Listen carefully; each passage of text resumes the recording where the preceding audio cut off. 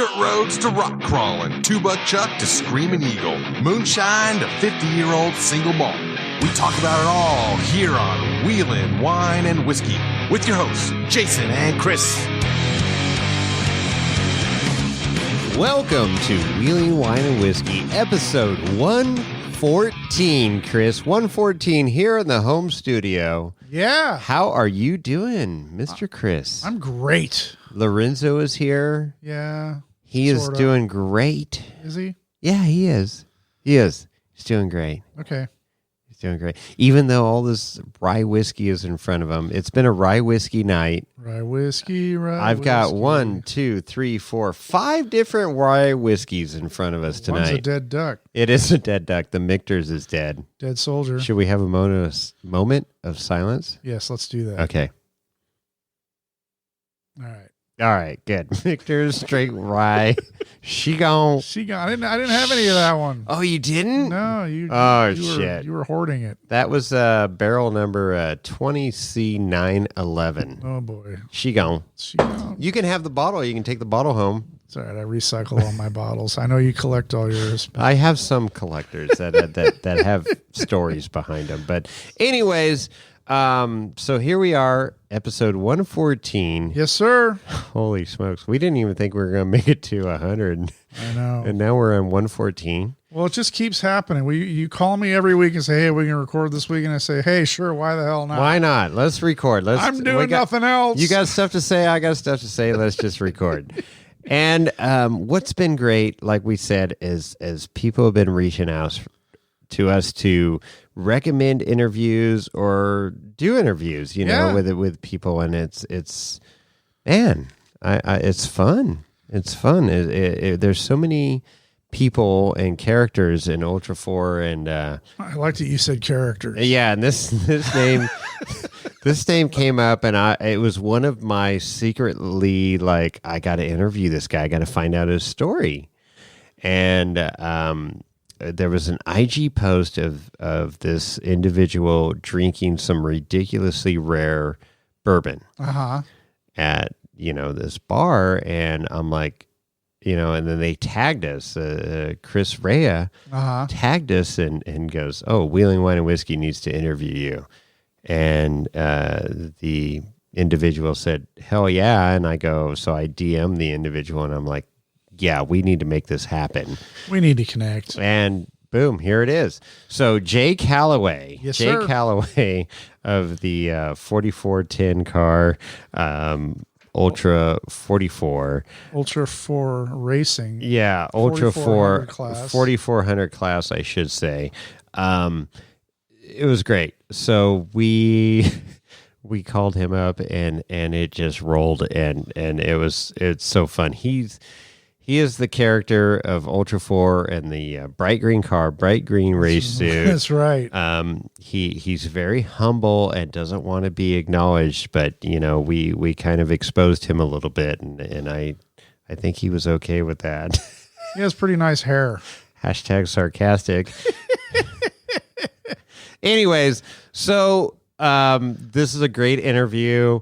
We went down some rabbit holes, and some interesting rabbit holes of Ultra4 racing in a whole. Like, where's it going? What's going on? And it was a great interview. It was a good listen. That was fun. It that was opened up super a bunch fun. of cans of worms. And, it did. It probably won't get closed for a while. But, no, and there was a lot of great questions, and we pontificated about a few things, and I'm just, it was good. Yeah, it was super freaking good. So I can't wait. Let's see what our listeners think, Chris. So hopefully everybody enjoys what do you think? it. Should we roll it? Let's do that. Let's do it. Roll them. Jay Callaway. All right, Chris, we're in a treat for this one here. We got another interview lined up. Okay, great. Ultra4 4400 driver. And I know most of the people have heard of this guy. Yeah? Or at least seen him. Yeah, I'm sure they have. He's got, memorable face. Was a male model and exotic dancer in his previous career there. Like a Chippendale? Yeah, I guess. Something like that. Wow. But he went from road racing into off-road. Cool. Obviously made it to Ultra4 status. Yeah, That's pretty where badass. Where all the big boys hang out. Avid wakeboarder, wake surfer. I tried that wake surfing thing a couple weeks ago. That was pretty fun. Yeah, cool. And he likes whiskey. So it can't be that bad of a guy, right? I like the guy more and more. And so we have Handsome Jay Callaway is on the line. How the heck are you? Guys, I could not be doing better, and I have so much to correct from just the introduction. Oh, boy. I mean, Perfect. You say got started as a male model / exotic dancer, insinuating as if that's not still something that brings income into the Callaway household. Oh, okay. All right. boy. It's still going on. So www what? Yeah, we got some. What's that? OnlyFans? Are you on OnlyFans too? Hey, listen, I'm so lucky that my wife sponsors almost all of our race program with her OnlyFans site. And she is going to be furious when she finds out she has an OnlyFans site. Oh, boy. So let's keep that between, All right. That's just between us three. That's all right. Nobody listens to this podcast anyways. We're never. fine. Nobody will know. Nobody will know. Oh my gosh. Well, I did get started. Yeah, I did get started as a male model. Did you really? Failed in that career. A little bit of Ocean Pacific, when that was cool. It hasn't come back yet. OP. Yep. Did a little runway for OP. Coincidentally, most of the jobs that I got were for like hand modeling jobs.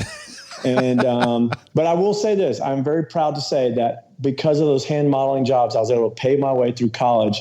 Doing hand jobs, and so I was going to say, hand jobs pay, huh? I'm a very strict $7 an hour, and so no discounts for multiple hours. But we all had to work our way through school, and I'm proud to look back on what we did. There you go. Hey, man, whatever pays the bills. $7 an hour. It sounds like you were holding yourself back. Hey, listen, if I was terrible, you know what? You're only out $7.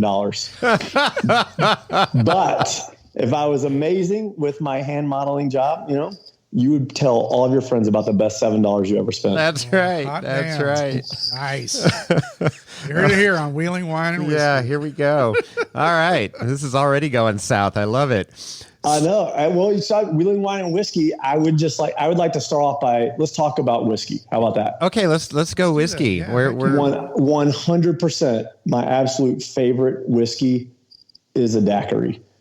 I'm sitting here right now. Can you guys hear this? Mm-hmm. Uh-huh. Oh my gosh! Do you call it strawberry colada? Or is it a pina colada? Strawberry? No, because it's got some strawberry in it. Well, so in Hawaii they call that a lava flow. They put strawberry puree and then pina colada inside it. So then you got the red and the white, and it looks like a lava flow. Is that what you got going on? I don't know, but it's warming me up. Whatever. And you put whiskey in that? Normally that's made with rum. Oh no! Yes, it's definitely a coconut rum and maybe some Malibu. Yes. Maybe we need to educate you a little bit. Yeah, on we what need to is. talk whiskey. But now you do drink Gentleman Jack, which is one of my favorites. Yes. So I'm a big Gentleman Jack fan. And, there are obviously, I'd love to try all kinds of stuff. And coincidentally, that's how this whole conversation came about, was a trip of mine to an incredibly unique whiskey bar here in Charlotte, North Carolina called the Crunkleton. And Crunkleton? They are famous for going around the country and visiting estate sales. And they buy up these whiskeys and bourbons from estate sales that you can't get anymore. I've never seen whiskey for sale at an estate sale. Damn it! Well, you're not getting there early enough. I'm not going to the right place. They had upwards of $500 a glass. Whoa. Whiskey dating back to 1904 was the earliest. That's insane. And they multiple bottles, 1914 and the 20s. There was a lot of pre-prohibition stuff, which they tried to talk me into. And unfortunately, I was not, we weren't quite ready to drop $500 on a taste. However, we called the bartender up and basically said, hey, listen, we love all of this stuff. Here's a budget bring us something with a story. We just want to be able to, whatever we taste, we want to be able to talk about it afterwards and tell a cool story. Right. And so he came back and brought us 2 and basically said, we'll give you 2 half glasses that you can share at the table so everyone can taste. So we ended up having a 1948 bourbon called Pebble Ford out of Indiana. Okay. And it was 100 proof and 80 years old, almost. Wow. And so it was very good. And then we followed that with a 1955 Kentucky Tower Captain is what it's called. Okay. It's a very unique teardrop bottle, which apparently was very hard to make back then. And so, it was supposedly highly sought after. Sure.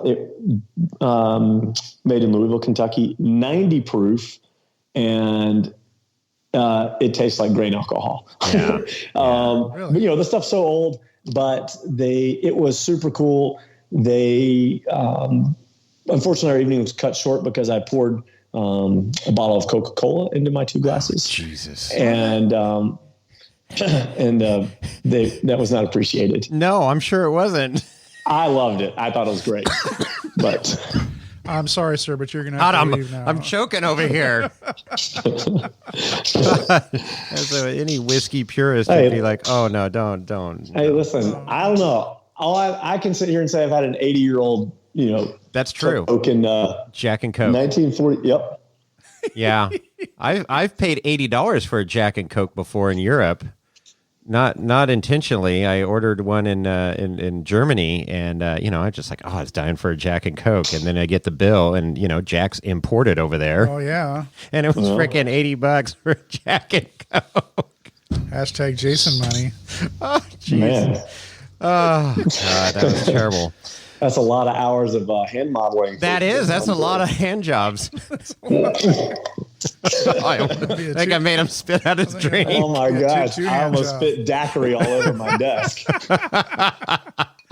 Right on. Oh my gosh! So you're in North Carolina, which is just a hop, skip, and a jump, basically, to Kentucky and Tennessee, where some of the best bourbons and whiskeys are distilled. Do you ever make casual trips over to what do they call those areas? The dry counties to try to tour distilleries and whatnot when you're out that way? So that's a great question. And the short answer is I have visited several of them at about 70 miles per hour. And there are multiple races between Pro Rock and Ultra4 that are in Kentucky and Tennessee. And every single time my wife pleads to do a tasting tour while we're on these trips. Yes. And what ends up happening is we leave on a Thursday, to get ready to go, to set up and pre-run and everything. And I'm in such a hurry, and all my mind is thinking about is what's taking place, putting together a race campaign. Sure. Right. And I cannot stop.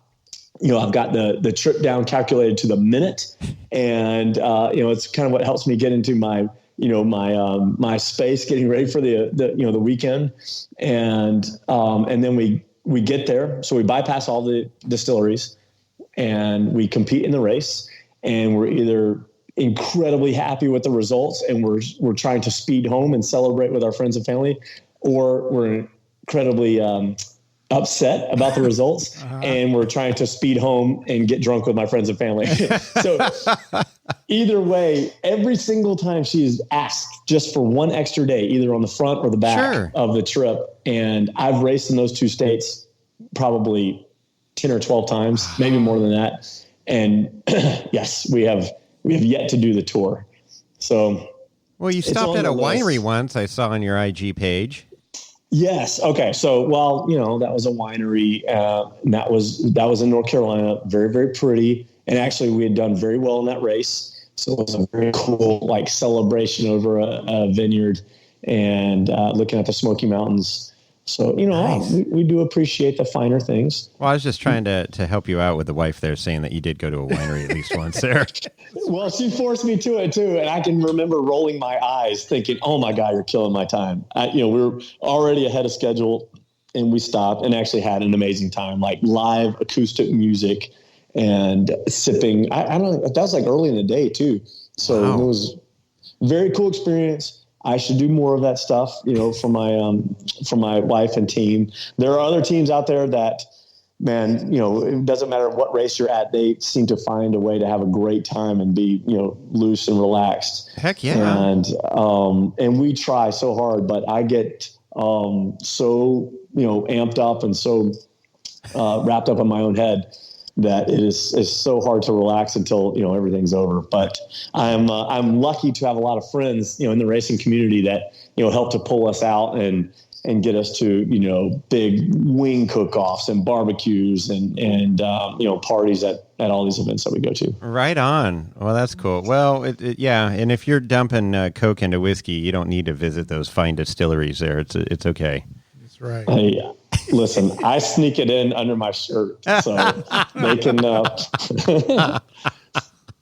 judge me as they may. No, that's okay. But you've done something that I haven't done. So I like Gentleman Jack and Coke. That's like stepping it up because usually you go Jack and Coke, but Gentleman Jack and Coke stepping it up. But then you got to have the Coke in the bottle. So is it Mexican Coke that you have, or you just regular Coke in a bottle? Because there is a difference, right? Guys, let's whoa for a second here. Okay. I just want to say I'm very woke, and I'm probably the most woke Ultra4 driver, as a matter of fact. And so I call it south of the border Coke. South of the border Coke. Okay. I don't, so I just want to put that out there. Shout out to all the woke people. Okay. There we go. So, all right. Anyway, I'm just kidding. I know. Yes, it is talking about. It is. All right. So let me tell you guys this about that.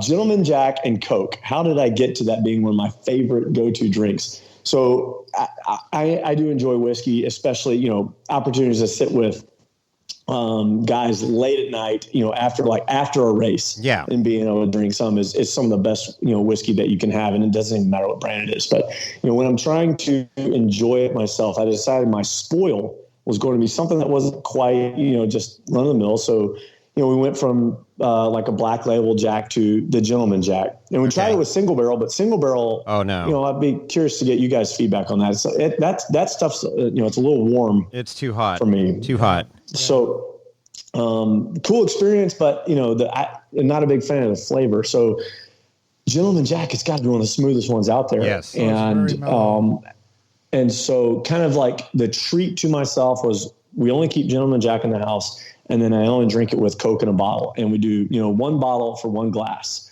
and it's, and that's kind of what makes the drink special. So, and man, we will smoke through some of that on a lake weekend. Wow. So, that's what about you guys? How do you treat yourself? Because I enjoy it because it's a process, you open up. Picture your bottle opener. You're opening up the bottle of Coke, and that mist, that mist that comes out every single time, and the bottle's freezing cold in your hands. Yeah. You can hear it coming from the glass bottle, rattling the rocks in the glass, and listen to the passion. Every single glass. Kind of erotic. It's very erotic. I know we're not even on camera. Just if you guys could see us on camera right now, Hey, I tell you, I'm worth the $7. I'm just putting that out. Breaking out into a sweat here. You're worth every penny of the $7. How do I treat myself? It's Chris. How do you treat yourself after that? I'm going to need a second over here. Christmas. I just go to a nice 12-year-old whiskey like my Whistle Pig or my what's the other one? I've got several, but that's I just put a nice big rock in the glass and I sit there and sip it and I get that glow in my belly, and I'm a super happy guy after about 10 minutes, Yeah, it's like right now, just drinking. Got some nice Free Ranch rye whiskey going on, and some Jefferson, and just got a huge rock in a glass and chilled out, and it's like perfect. That's just the way that I enjoy bourbons and whiskeys, but. I didn't start there. Jack and Coke was my go-to in college. That was my thing. And then, when I graduated and actually had a few dollars to my name, it went Gentleman Jack and Coke. And that was, you're shitting in tall cotton then, man. That was good stuff. But I haven't done the bottled Coke in Gentleman, so I'm gonna have to try that. I'm usually Coke Zero with my Gentleman Jack. Yeah. But, Yeah. But you got to go fully leaded. The Coke Zero and caffeine free. It takes away from the experience. A Dr. Pepper and Jack is good too. A Dr. Jack, I call it. That's pretty good. You're very creative. Yeah, well, yeah. It's, I ran out of Coke one day, so I like Dr. Pepper. So I had Dr. Pepper, so I tried that. That was good. But I haven't, honestly, I bet I had like maybe a dozen Jack and Cokes in the last 2 years. I don't know. I've just gone away from it and gone straight because the Coke, all that sugar, man, it would just give you a crazy hangover. And when I started drinking bourbon straight and stuff, I'm like, okay, this is good. And I, might be a little fuzzy in the morning, but I'm not just all, gone for 5-6 hours and trying to right the ship. Less sugar. But anyways, well, when you grow up, you'll get there too, Jay. When you get old like us. I hope that's a long way away. I'll tell you this. It's funny, and we'll get into this, but one of the best reactions is like meeting someone in person and them looking at me and going like, "Oh man, I thought you'd be a little younger." Yeah. Than that. Nice. How old are you anyway? Oh, really? Huh. I've stopped answering that question. So once you hit 50, that was it, Chris? That's it. I'm just staying at 50. I'm still below 50, barely 49. So I'm hanging in there, holding steady. Well, I'm still not talking about my age. Yeah. So. See, there you go. Don't do it. Just don't do it. Listen, I got to go after those tweens. We're trying to get some more fans to the sport. That's right. So, we got all these, old seasoned veteran crusty drivers out there. Like, I don't even know if I should name their names. No, I wouldn't. I definly wouldn't say like a Levi Sherwood, No. or an Eric Miller, those are the young guns, or a Blyler. You're right. Those I have such a high level of respect for those elder, incredibly fast race car drivers, and because they're so fast and elder. And, so I've got such a high level of respect for them. Sorry, Levi. Sorry, Levi. Levi is like 23 or something, right? 27. Whatever. Hey, so let's talk about this Ultra4 stuff. So how'd you get into Ultra4? Because it's such a unique niche. And I guess you were doing some road racing before. Yeah, it's so cool, the kind of the path. And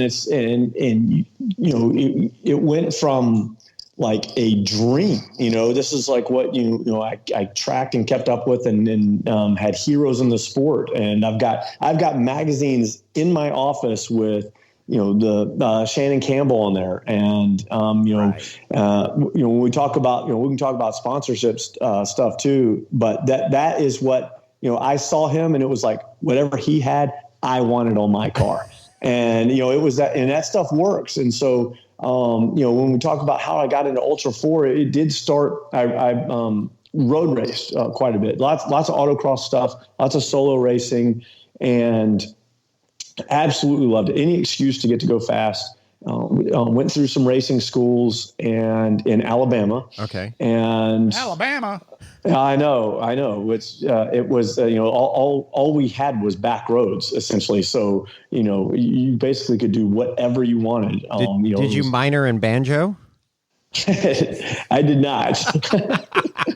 No. But my cousins, who are so hot, they did minor in banjo. But no, they're all first cousins, so it's legal. Okay, it's legal. That's why it's so fast, because he heard banjos and he needed to run. Yeah. Sorry. Oh my gosh.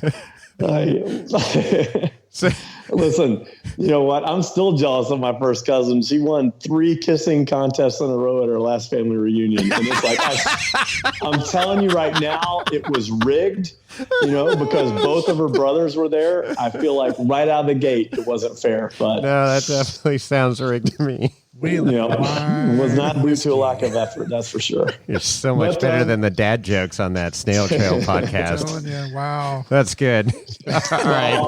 Yes, grew up racing in Alabama and, got into, we did all kinds of cool stuff. And it sounds so funny, we got into drifting and got into drag racing and went to, the parks out there and did lots of autocross and a little bit of solo racing. But it's funny to talk about it because, I still idolize these guys that I compete against. And there's, now at this level, which I consider the highest level, with the Ultra4 Unlimited guys, there are world champion drivers in their respective areas of racing. And so it sounds silly kind of talking about some of the stuff that we did in Alabama growing up, but that is how I got into the world of racing. And it progressed into off-road when I moved to Colorado, and we bought a Jeep, and I still did some road racing in Colorado, but everyone I was meeting was into rock climbing and off-roading. And so we picked up a TJ, a 2000 TJ, and with Dana 30, Dana 35 combo. Perfect. Oh, yeah. And it was like a Rancho 3-inch lift and 33s on like these 1980 chrome saw blades. Nice. And living large. Listen, I don't like to talk about myself a whole lot, but I was looking pretty good, rolling up in my chrome.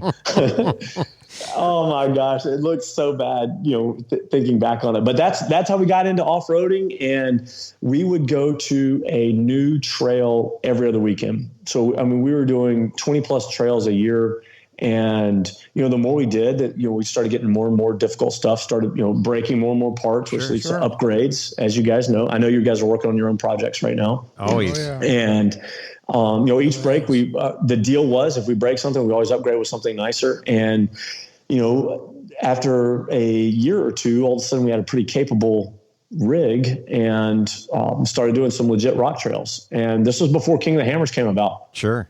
So I was road racing, and then I was rock crawling. And I saw, they're very secretive with the first King of the Hammers. And I remember on Pirate 4x4, I saw, right? Yep. Yeah. They talked about it after the fact. Yep. And all I can remember thinking was like, what is this fantasy that is coming to real life? You're telling me you can do like drive fast, go fast racing, through the desert and rock crawl in the same event. And I was hooked before, I'd even been to California. And so I looked at what we had in our driveway, and and I saw the pictures of the buggies that the OG cars, and was thinking like, I think we can turn this into something. I think that we can make this a something that could go out there. Okay. And then I think it was like in the third year, it was very early when they came up with the Everyman Challenge. Yeah. Right. And maybe even the second year, it was very close. And so, which helped us a lot because there's no way I could build the Jeep into a buggy. So we went down the path of the Everyman Challenge, and we're like, what if we took a daily driver, kept it street legal, tagged, titled, insured, all this stuff, drove it to the grocery store, drove it to the gym, and what if we took it racing? And so we built it up and got lucky, had a couple of companies jump on board. And, you guys, I'm sure, are aware of the reputation of Pirate 4x4, the old school Pirate. Oh, yeah. Yes. They ate up. Half the entertainment on Pirate, it was 50%, hardcore engineers and fabricators, putting kick-ass stuff on the web that you can learn from. And the other half was 100% internet bully. Yep. Heckler on high. Yeah. I was the least qualified person to post on Pirate. And so I would never do it. I was like, oh my gosh, I would never post. You get eaten alive. Yes. And so I remember talking to my wife. I was like, listen, if we're going to do this, we have to have some exposure. Pirates were, back then, that was the place to be. Right. Sure. The cool club was Pirate. Yep. So we came up with a plan. They're like, we were saying, we have to do this different. We cannot be like these other people. I can't add value, number one, to the website. And number two, we'll just get eaten alive for a lack of, fabrication, engineering knowledge. And so we were like, what if we go, the joke was we created a character. It's not a very far stretch of the reality, but we pulled up a nickname from college. The Handsome Jay thing was, was kind of a joke from college. And we're like, what if we go full on metrosexual mall crawler? And we're like, what if we took everything that Pirate hates and turned it into a racing program and to be different? And my very first post on there, just like it was like 20 replies in 60 seconds of just how, you're the stupidest person. What are you doing? You're an idiot. All this stuff. And, like, who is this idiot? Who is it? And they were using words that you can't even say sure. now. And I'm super woke, and I can tell you, I can't even say them now. I'm super woke.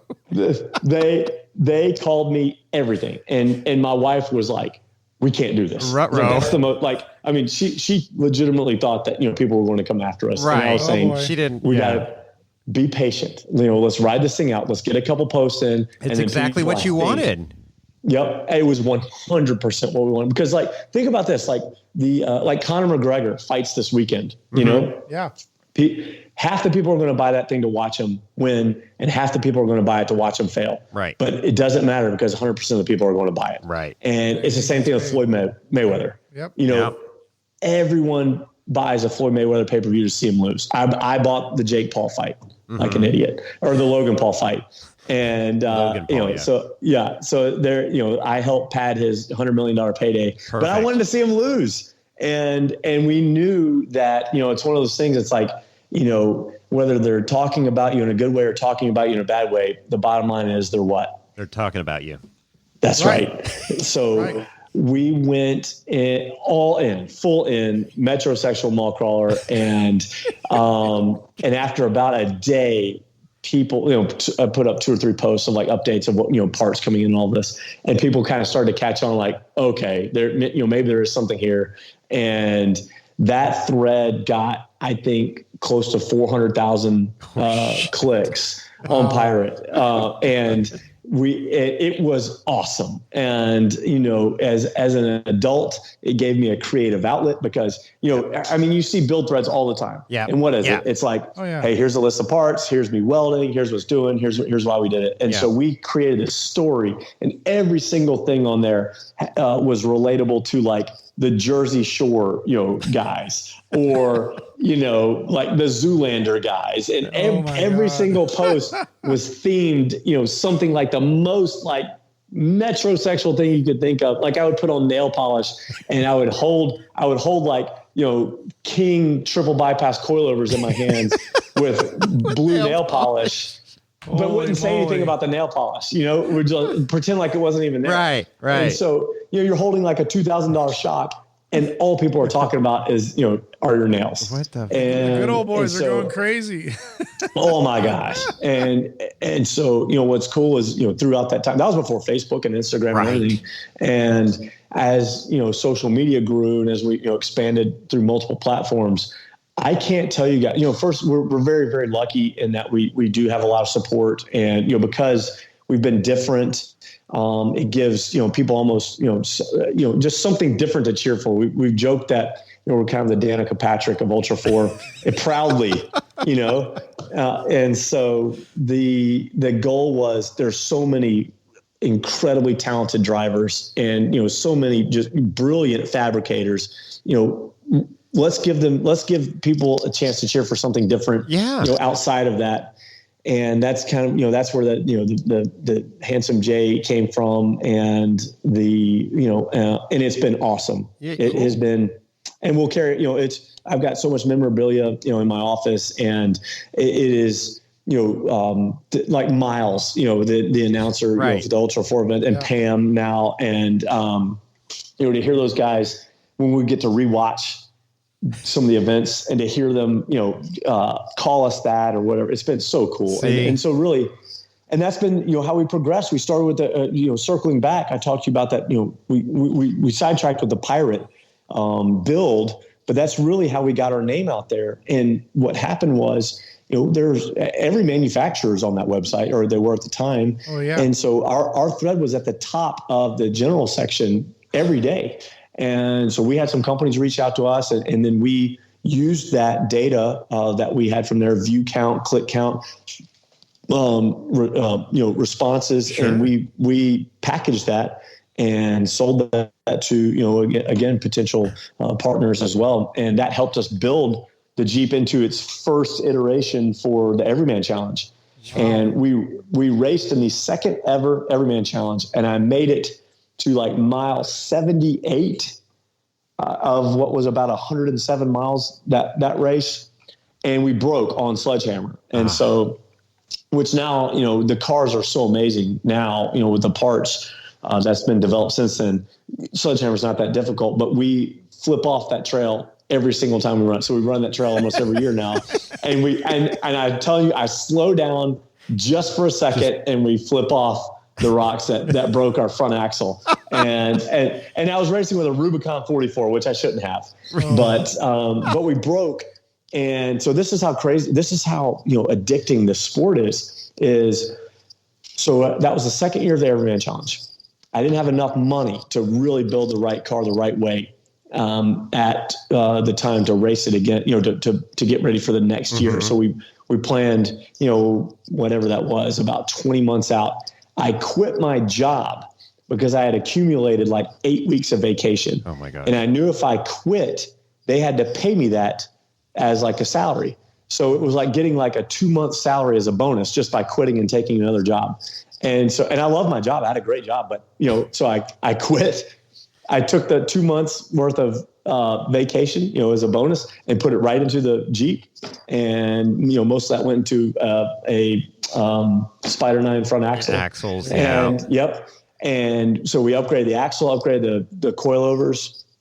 And King helped us out then, and East Coast Gear Supplies here in North Carolina. Sure. They helped us out tremendously, and we put together a top shelf Jeep / race car, and went out that next year and finished the Everyman Challenge. I got I was like 11th place or so. That was your second year. And it was my second year of racing. Yeah, second year of Ultra4 racing. Okay. Still street legal? 100% street legal. We drove it almost every single day, and my wife drove it more than me. Top down. It still fit the factory soft top, factory side doors. I had the full factory interior, and couldn't do that in California, man. You just can't. I mean, it's like talking. Well, not now. Tim O'Dell, I'm sure that the guy with the trophy T. And he has that basically an Ultra4 car. He's in North or South Carolina, and that thing's plated and street legal, and he drives it down to and from the grocery store, and that's just so cool. But yeah. It's awesome. So we were one of the only ones, and at the time I think it was the only one that was legitimately driven on the road. And we'd go to my son's daycare. I'd pick him up at daycare in the race car.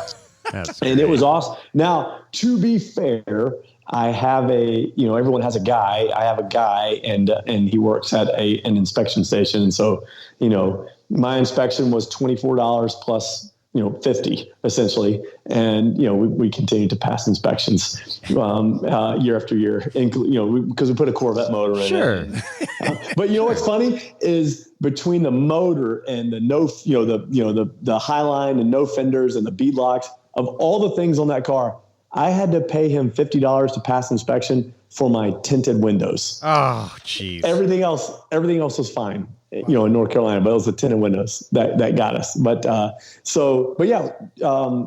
tagged, titled, insured, daily driven, and the second time out, mall crawler, and metrosexual mall crawler.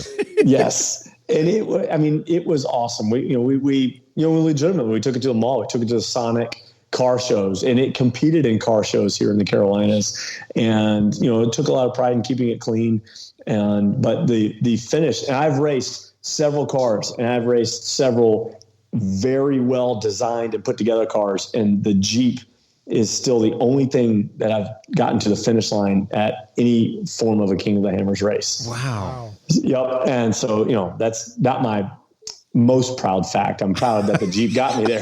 I'd rather say it was the slowest of all my finishes, but right now it's my only finish. It's your only finish at KOH in every EMC class. Yep, and it's the EMC class one. It wasn't even unlimited, but that was that. So and then we talk about the BAK, and that was a transition. So we went out the next year after the Everyman Challenge. So a big theme of our family, of my creed, of how we approach not only just our hobbies, but really everything in life is always be improving, and it's to never settle for what's average or current. It's always looking for a way to be improving and growing and evolving. And so we finished the Everyman Challenge, and yes, I think it was 11th place. It could have been 12th, but and it was an awesome finish because the car was just falling apart. I dislocated my shoulder in the race and had to pull over and had my co-driver pop my shoulder back in and drove one-handed with a broken steering box. Rough Stuff Specialties, spent about 45 minutes to an hour welding up my frame that broke, to get the steering box back on. Wow. And we finished the last whatever was 20 miles with the drive shaft just slapping the bottom of the car. And it was, I mean, you could not have had a more, just satisfying finish. And, when we talk about, well, okay, what could we have done the next year? You could put more money in the Jeep and try and get go from 11th to 10th or 9th and have a quote unquote top 10 and then a top 5 or win. And I'll say this about that, we'll talk about, the big cars and stuff that we've got. Every race that we enter, I'm well aware, we always see in advance who's signed up for races. And there are some names that are either in the Hall of Fame or will be in the Hall of Fame. The Bleilers, the Millers, the Gomez's, the Campbells. There's, the Slauson, there's Healy, Shearer. Yeah. I mean, and, Von Gittin. You have all these names, and all I do is I didn't call out some guy's first name. Every single one of those, you guys said a last name, and you guys know instantly who he is, what he's done, what he's capable of. Sure. And number one, our goal is to be a last name included in a paragraph of those, and we sign up. It doesn't matter which one of those guys or all those guys. We enter every race with the mentality of going out and winning, and unfortunately what happens is, I am their ability, either themselves or through their teams, to prepare a car event by event by event is just so much further ahead than the bulk of us. Is really, what one of the many things that help stand them apart. There are lots of, you'll hear as a fan, as I was for a long time before we really, grew in the sport. You hear conversations at the bar of, oh, well, that's this guy who's got so much money or so many sponsors. Anyway, I could do that. If I had his sponsors, I could do that. And the truth is, no, you couldn't. Or it's like, I'm the most talented guy in the world. If I just had the right car, I could do it. Like, well, actually, no, you couldn't. You got to have, it's really, or if you had the best car in the world and the best sponsors in the world, it's still, no, you can't, man. You can't do it. You can't compete with us or with them because you got to have, it's the most talent. There's guys that are so much more talented than me, but for whatever reason haven't figured out a way to get into a car, into the Ultra4 class. So they're not out there. And then you got guys that that have so much more money, but just don't spend any time in a race car or panic or get scared or don't know how to push the throttle past halfway, and they're not going to win. And then you got guys with all the money and all the talent and just, for whatever reason can't put together a good car or can't, just add that one little bad stroke of luck. Right. And they're not winning. It's the guys that are born to race. And every single one of those guys I just named are clearly born to race. So that's number one. And then number two, they've either worked to put themselves in good situations, with sponsors or with their careers financially. And so they've got the funding, to be able to feed into what it takes to not only build a car, but to maintain it. It's just as expensive to maintain a car as it is to put it together. Sure. And then they make the smart decisions to build the right type of car. So, you have to have the right type of car. You got to have, either self-funded or fantastic sponsor support. And then you got to be talented. And the guys who have those three, of which there are probably, 15, 18 and Ultra4 that really have all three. And, the rest of us have one or two of those and try and be competitive. But there's really, 15 or so guys that have all three of those. And man, it is, as a guy who wants to beat them, you still can't help but to sit back and just appreciate, really, what a cool experience is or an opportunity is to watch them race. Well, and so, I mean, go ahead. The idea of putting all those pieces together for a winning formula. I mean, we've interviewed, a fair number of drivers and teams over the last couple of years. And I mean, it's like, they all talk about the same thing, there's no secrets, but maybe there are. I mean, that's just, what's the secret sauce that makes it so they cross the finish line first and consistently or on the podium or consistently in the top 10, you know, and you look, a lot of it's determination. You know, it's like we've, I don't know if you know of a driver named Kevin Jones, Ultra4 Jones, you know, he's in Legends class EMC guy. But this guy, he is one of the most dedicated people I know or have ever met. The amount of research and time and energy he puts into #race prep. Love it. So, but I mean, he researches everything pre and post. He breaks the race down. Analytics.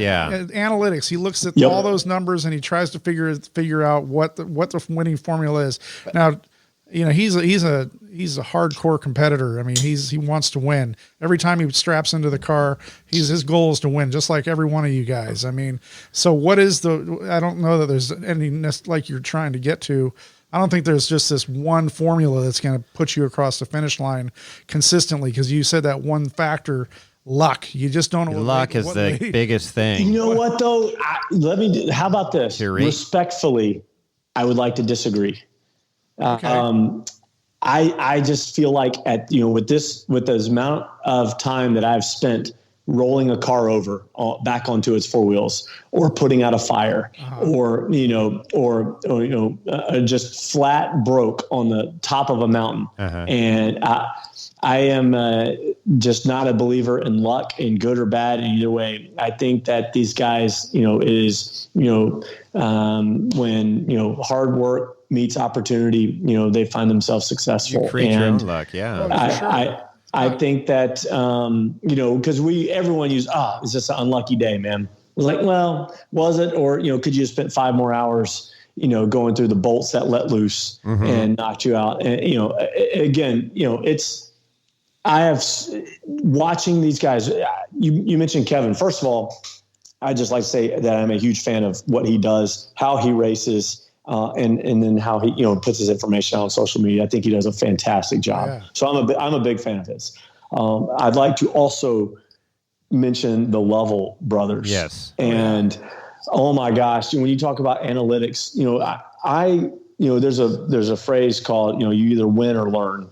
And unfortunately, I've done a lot of learning, more learning than winning. But you know what, though, we did, and we can come back to it at some point. But I am lucky. I do have it's the smallest table amongst my family of trophies. But we did have a lot of success at Ultra4 in the mod class. I've got some trophies from that, and some from Pro Rock and from Dirt Riot. Before we transitioned into the unlimited class. And, one of the things, so we have had some small success, but, at the unlimited level, we continue to learn. And one of the families, patriarchs of Ultra4 is the Lovell family. And they've given me some time, pulled me into their tent at Hammers and gone through, some of when you talk about the recipes for success. And similar to what you mentioned about Kevin, these guys have a notebook from every single race. I mean, they can tell you the barometric pressure at every event, what their tire pressure was, what they started a race with, what they finished a race with, the weather of the day, and the different types of suspension setup, how the shocks were tuned, how the engine was tuned. It is for every race, they keep up with that stuff. And so, this was several years ago when I had that experience to, sit down with them, and it was eye-opening. And I can share that story with the Miller camp, has shared some information with me that's helped a ton. I mentioned Levi Shirley too, that his whole program has been great for us as well, helping us. And what's so cool, and this is different from Ultra4 than almost any other competitive racing sport, is the family and the willingness to help. I have right now, Rufus Racing has one of my BFG sticky compound race tires and a race line wheel in their camp in Texas, which, by the way, guys, when you hear this, I'll send you my address. Okay. But that was one of those things where we're competing against each other, and he had a flat in the middle of the course, and we were able to loan him the spare off of our race car. Yeah. And so that's, you mentioned Kevin, that's kind of how we got down this path. in the preparation, analytics, and now we're talking kind of the family of the sport. Oh yeah, it's unbelievable. Jason Shearer, I had a chance to really ask him some questions at a BFG tire event at King of the Hammers, and he basically stopped and was like, "Hey, listen, man, here's what we do. Here's what helps our car get to the finish line." Mm-hmm. And, he obviously we're talking on a high level, but still he shared some things that, again, I'm just sitting here listening and thinking, oh my gosh, you know what? I wouldn't even have thought to do something like that, in between qualifying and in between race day. And so it's so neat to see, how much is going into the sport. It's really growing. Now the teams are starting to partner. We have factory back drivers now, which is something I think that, everyone likes to see. I think everyone is jealous and envious of it, but I can tell you right now, a rising tide lifts all ships. Yes. And, sure. And I am one of the ships, those guys are the tide, but we are one of the ships. The more exposure that, the Healey's and the Gittins and the Scherers and, the Bailey Coles are able to bring to the sport, it just helps all of us. So with all that said, and I'm with you, I'm on board 100%. And it's gone from just, like you said, just taking the family Jeep and going out and racing on the weekends with it. Now at the top level of this sport, the 4,400 level. I mean, it has become, how close is it to NASCAR-esque? I mean, those guys got everything down to a gnat's ass. It's not old news of what NASCAR does and those professional teams. I love, and we talk about it numerous times here on the podcast, of the family spirit and how everybody's helping each other out. They want to beat you on the course, and they'll arm you with every bit of knowledge that you want. But, when it comes down, when the helmets go on and the visor goes down, it's go time and race time, and let's see what you got to bring to the table. So I like where it's going. I love the corporate stuff and all that, but when is it going to come NASCAR? And then guys are going to start, corporate America is going to step in and say, "Oh, okay, Jay, you can't share this information because this is proprietary to our race team, and you can't help out your fellow competitor." Or, is it heading that way, you think, or how long is it going to stay family orientated and friendly and all that? I don't know. I don't know if there's an answer right now.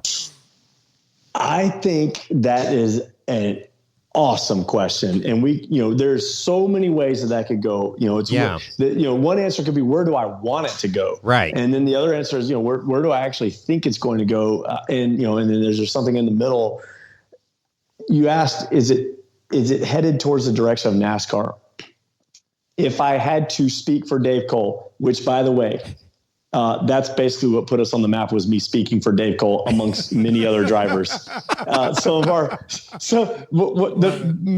most notorious piece of social media I have out are some imitation videos where, I picked my favorite drivers in the sport, the guys I have the most respect for, and also Dave Cole, and and dressed up as all of them and tried to imitate them. And I have that video, and we're going to get back to your question, but I have to share this because, this is a big part of what helped us, to really put us on the map, was this video. I dressed up as all these drivers and, kind of teased them, using their own words. And it has over 500,000 views between the different platforms. And, and we get asked all the time, in between the hate mail of people who think how, when we say something stupid, they think we're being serious, which I do get.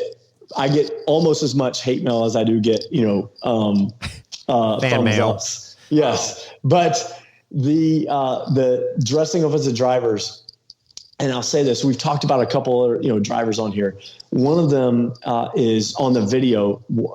As a matter of fact, it's the last person I dress up as. Is Jesse Combs. Okay. And, we mentioned Shannon Campbell, and he was a big influence on me getting into the sport. And it's been awesome. I've gotten to race against Shannon, and I've partied with Shannon in the Bahamas.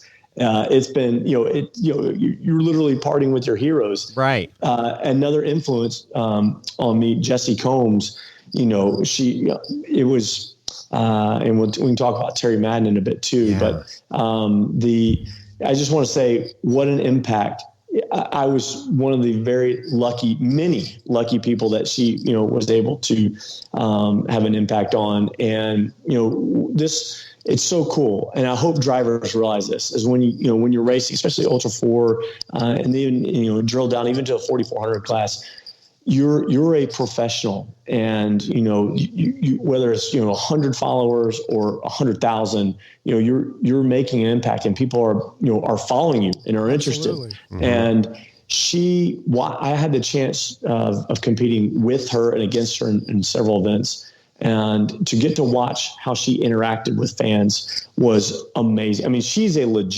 was a legit superstar in this sport, between the TV shows and what she was able to do for women in racing and fabrication. She didn't act it.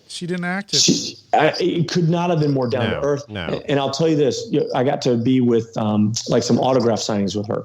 And by the way, I had very few people coming to my table, sitting next to hers. That's tough competition there. I did use that as an opportunity to just observe and to learn, because, she was a hero of mine in the sport as well. And to see how she could make like a little girl feel like she was the only person in the world that was being talked to. She'd put her hands on her knees and would just go eye to eye with a kid or a young fan. It was so neat, and I'll never forget it. And I'm a big believer in just in emulating what the guys and girls at the top are doing, and then hopefully and understanding it later. Copy it now and understand it later. And she made a huge impact on me as how to become a pro. And when we talk about growing our brand and growing our name, she shared that video of me. I dressed up as her in the video, and my golden locks. And so she shared that to her 1 million followers, and it just blew up. And so then every race that we went, that we were together and ran into, we ended up getting to hang out with her and hang out with Terry, who just, again, someone like him being able to carry on her legacy. And, again, Terry's another guy, which, I hold in just the highest regard. And I've got so many stories I cannot tell because of the nature of them on this podcast, right. From China with Terry. But, oh my gosh, again, another pillar of the sport, another role model. And, anyway, so I apologize for sidestepping. No, it's all good story. It happens on this podcast all the time. I do want to get back. You talked about NASCAR's, your question was, where's the sport going? Is it going towards NASCAR? And, we've got Ford, who's, invested big time in, Jeep was there for a little bit. And now Ford has really gone all in, and it is,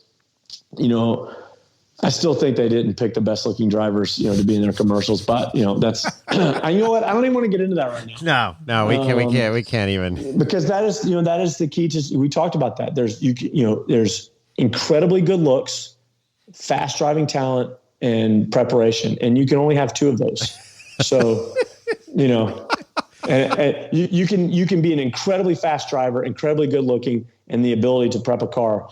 And, again, everyone knows you can only be two of those three. And record would show that I cannot prep a car very well. So, as far as where the sport's going, I think that it will be a good thing. I do think that we're going in the direction. I would love to see some other major manufacturers jump in. And I'll tell you why. So think about this. I don't know if you guys watch any NASCAR or not. Oh, yeah. But when you talk about NASCAR, in my opinion, there's only two things you cheer for. You guys tell me if I'm wrong here. Yep. Going. Your fans. Yep. Ford versus Chevy. Yep. Whatever your car is. Yep. Ford. Right. I mean, you got guys, every slur you could think of is a Ford guy. Yeah. Or every derogatory term you could think of is a Chevy guy. Right. Yep. So Ford versus Chevy. So how do we grow our sport is you got to, think about the cars. You got 120 cars that sign up for King of the Hammers. Is there a Ford versus Chevy? Nope. And we're getting there, though. What do we have now? We've got Shear, Healy. Yep. And Ford. And what are they? They're in the Ford Broncos. Yep. Would you guys agree that maybe this is the start? So what do we need? Sure. We need a a Dodge. We need a Chevy. We need. Right. So let's build some cars.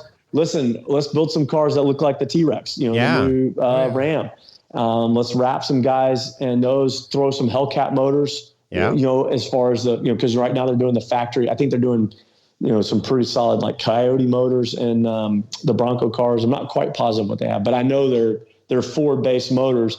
Now you've got the Ford Shell. Yeah. Let's get some T-Rexes out there. Let's get, pick a brand. I'll race a Kia. I mean, most of the other cars are all powered by Chevrolet, but I mean, it's just. So what are there for? But he's talking about the branding, the Bronco, branding, right. So if you're going to grow the sport, we've got the Ford now. Well, let's get, it doesn't matter what's underneath the cars. No one cares what's underneath the NASCAR shells. Nope. And, let's get, and man, do I want to be a part of that. It doesn't, so it would be incredible to be, or what if we had some Raptor shells out there? So now you've got the Broncos, now you've got the Raptors, all the cars, all the cages and everything are basically the same. Let's get some creative shells if we're trying to grow the sport and get some fans. So we talked about what makes NASCAR is the passion of the fans. And that's why you get 250,000 people at these events. You've got, because it's Ford versus Chevy versus Dodge. And so that's one area. And we don't have that right now as an Ultra4 sport. It's a whole bunch of buggies. None of them look the same, or they all look the same. It's like if you're a casual fan, they all look the same. Yeah. Think Big about tires. Every single wrap out there. Someone picked their favorite color, and maybe there's a cool design, but it's a whole bunch of stickers that they got from their partners. And there's very little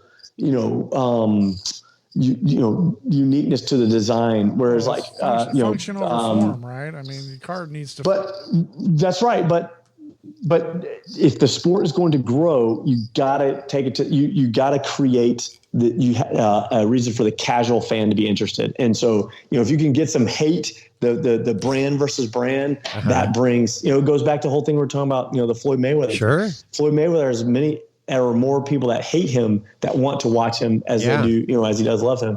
So we got to get that in Ultra4, and we don't have that yet. But you said, are we going towards NASCAR? I think we're an infant, but we're continuing to take steps, to toddler, to teenager to adult. And so we're starting there. And then the next thing I would say is like the next fan.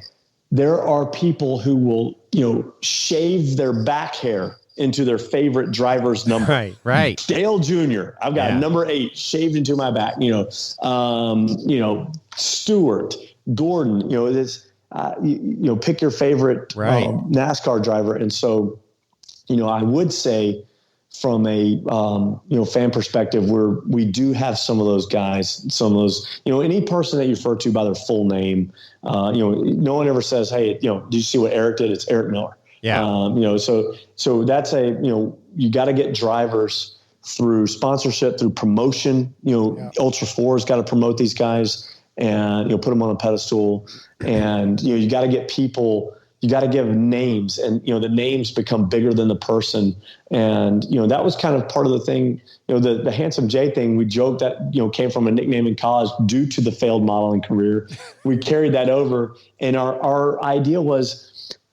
It's like, think of Batman, Batman is, the name and the symbol is way bigger than the person. And, Batman is a character. And so we thought you have ballistic BJ Baldwin, that concept, we could be a little bit more out there, with a nickname, we could be a little bit more outlandish and silly and, and crazy, and build this character and build this name, that was bigger than me and bigger than our program, and and use it as a marketing tool. And so I think that Ultra4 needs to continue to pump up its top tier drivers and build them into these larger than life pieces that casual fans can gravitate towards and cheer for. When you have arrived when somebody's got a tattoo of Handsome Jay on their inner forearm or something there, you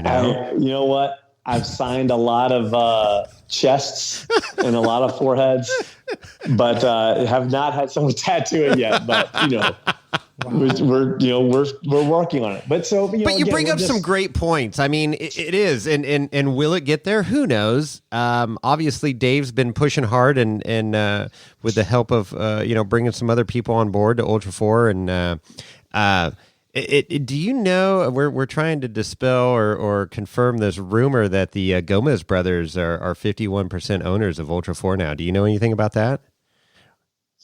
Well, let me say this about that. I've not heard if they have bought in, but I can tell you that family could buy 50% or 51% of Ultra4 tomorrow and forget about it on Friday. I know. And remember it on Saturday and party and laugh about that they bought 51%. Right. That family, I mean, they have so much fun and do everything, I mean, they're crazy. Yeah. They're and can afford to be crazy. It is so much fun to watch them race, and because they're so entertaining and just so fast. But to be fast, you have to have the resources, and you have to use those resources, to prep the car right.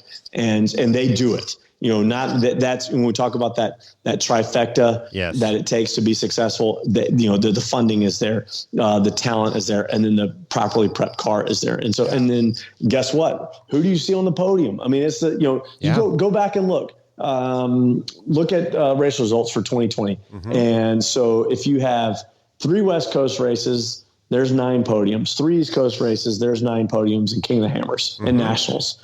So how many over? What is that? 20 podiums. I bet you out of 20 podiums, you have, 10 guys that make up all 20 podiums. Looking at 2020 right now, you have Marcos Gomez was on second place, and it wasn't on the podium, but Raul was in 6th place. So that's not. I mean, they're right there. 10. They're all there in the top 10. But so, I don't know. I cannot dispel that rumor, but what I can say is, I know Dave is trying to grow it. Yeah. And that's my point. So let me ask you guys this. I am a guy who wants to finish, and, it is incredibly tough. There's, it's a 20-25% finish rate of these events. It's low. Huge attrition. And they continue to build the race. Now you have King's Graveyard and trails like that, that are just car eaters. I mean, Wagner's team had a 30-minute lead on first place, and King's Graveyard ate that car alive. And so, Dave does not want cars to finish. And, he's a much smarter guy than me. But in my opinion, I feel like if you're trying to grow to, like when you mentioned NASCAR, if you want to get to that level, you have to get more cars to the finish line, and make the race. I think it needs to be a 4-lap race. It's 3 laps for the limit. You go out into the desert, and the big thing about the desert is everyone goes out and out drives a car. You lose 30 to 40 cars on the desert. If there's 120 cars, you do not have 80 that finish the first lap. Right. So so it's not like the desert is easy. You're losing cars out there. Plus, the best helicopter footage you get are the 120 mile an hour rooster tails of the when you got the helicopter flying sideways. And from a media perspective, again, if we're trying to grow the sport, you got the guys running the desert. You're going all out. You come back in lap 1, you go back out lap 2, and then now, and it's just like a regular lap 2 minus, let's say, 2 or 3 of the rock trails. So now you're doing 6 or 7 rock trails instead of 8 or 9 on the second loop. You come back in, and now after 2 laps of racing, 50% of the field is probably out of the race, which means the desert's going to be wide open again. And now I think you should send the cars back out into the desert and now, the people at home, they're waiting, the cameras are watching, you're seeing the cars crawl through the desert, crawl through the rocks and everything. But then you're on the edge of your seat watching, Tom Ways and, Jason Shearer battle out at 115 miles an hour, in the middle of a 2-track, Mojave Desert. And so I think if you send the cars back out for another 50 or 60 miles, now everyone gets to go, 80, 90 miles an hour again. And that's going to wipe out another 10 or 15 cars. And then you come back in and do your 4th lap, the rocks. Which is, and do one more lap. So it's desert, rocks, and you just shorten the rocks you shorten the second and fourth lap a little bit. So it's still, let's say 8 to 9 hours of racing, but you add in more high speed. I don't know. The trophy truck guys, all they do is desert. That draws a lot of sponsors, a lot of television, and a lot of, and a lot of fans. And so why not, if that's drawing all that attention, why not incorporate more of that into what we do? You're still going to knock out, as many cars as you want. But anyway, and then I think, the sport evolves to where there's 40 cars maybe that are just, that are really well put together, very well backed, very good drivers. And you've got NASCAR runs like 40 cars or so on any given Sunday. And so I think if the sport gravitates towards that, you qualify throughout the year, qualify through a LCQ, and you run 40 cars, 4 laps, you get lots of desert, lots of rocks. Who knows? Maybe it's a dumb idea, but I feel like if you're trying to grow. Well, yeah. I mean, there's a few things there that I agree with. I mean, and I know that there was stories going around for KOH 2021 that they had King's Graveyard they had lights out there because they figured the racers expected them to finish at night. Really, yeah, they'd be finishing in the dark, so that's why they had it lit up. But obviously, the race leaders had different plans for the race. With Slauson coming in during daylight still.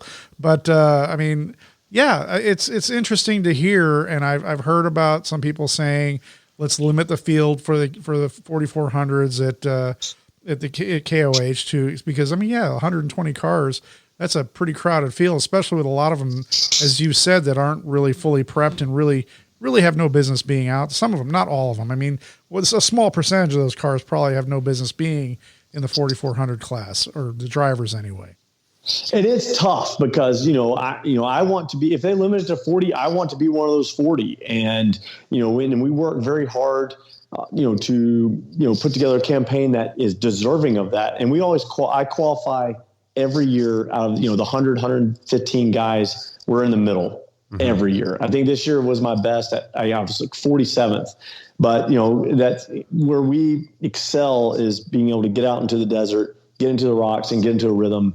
And, and start, and try and be the same speed in hour 6 as we were in hour 1. And we've had, from a unlimited perspective, I've been on the last lap multiple times. We've been in the top 15 on the last lap more than once. 2 different times in my last 6 races, we're on the last lap in roughly 15th place, laughing at how much fun we're having, and car catches on fire. It's like, and so so I do think that it is a lot of cars. And to your point, let's say every driver's great, but there are cars that are being finished on the lake bed.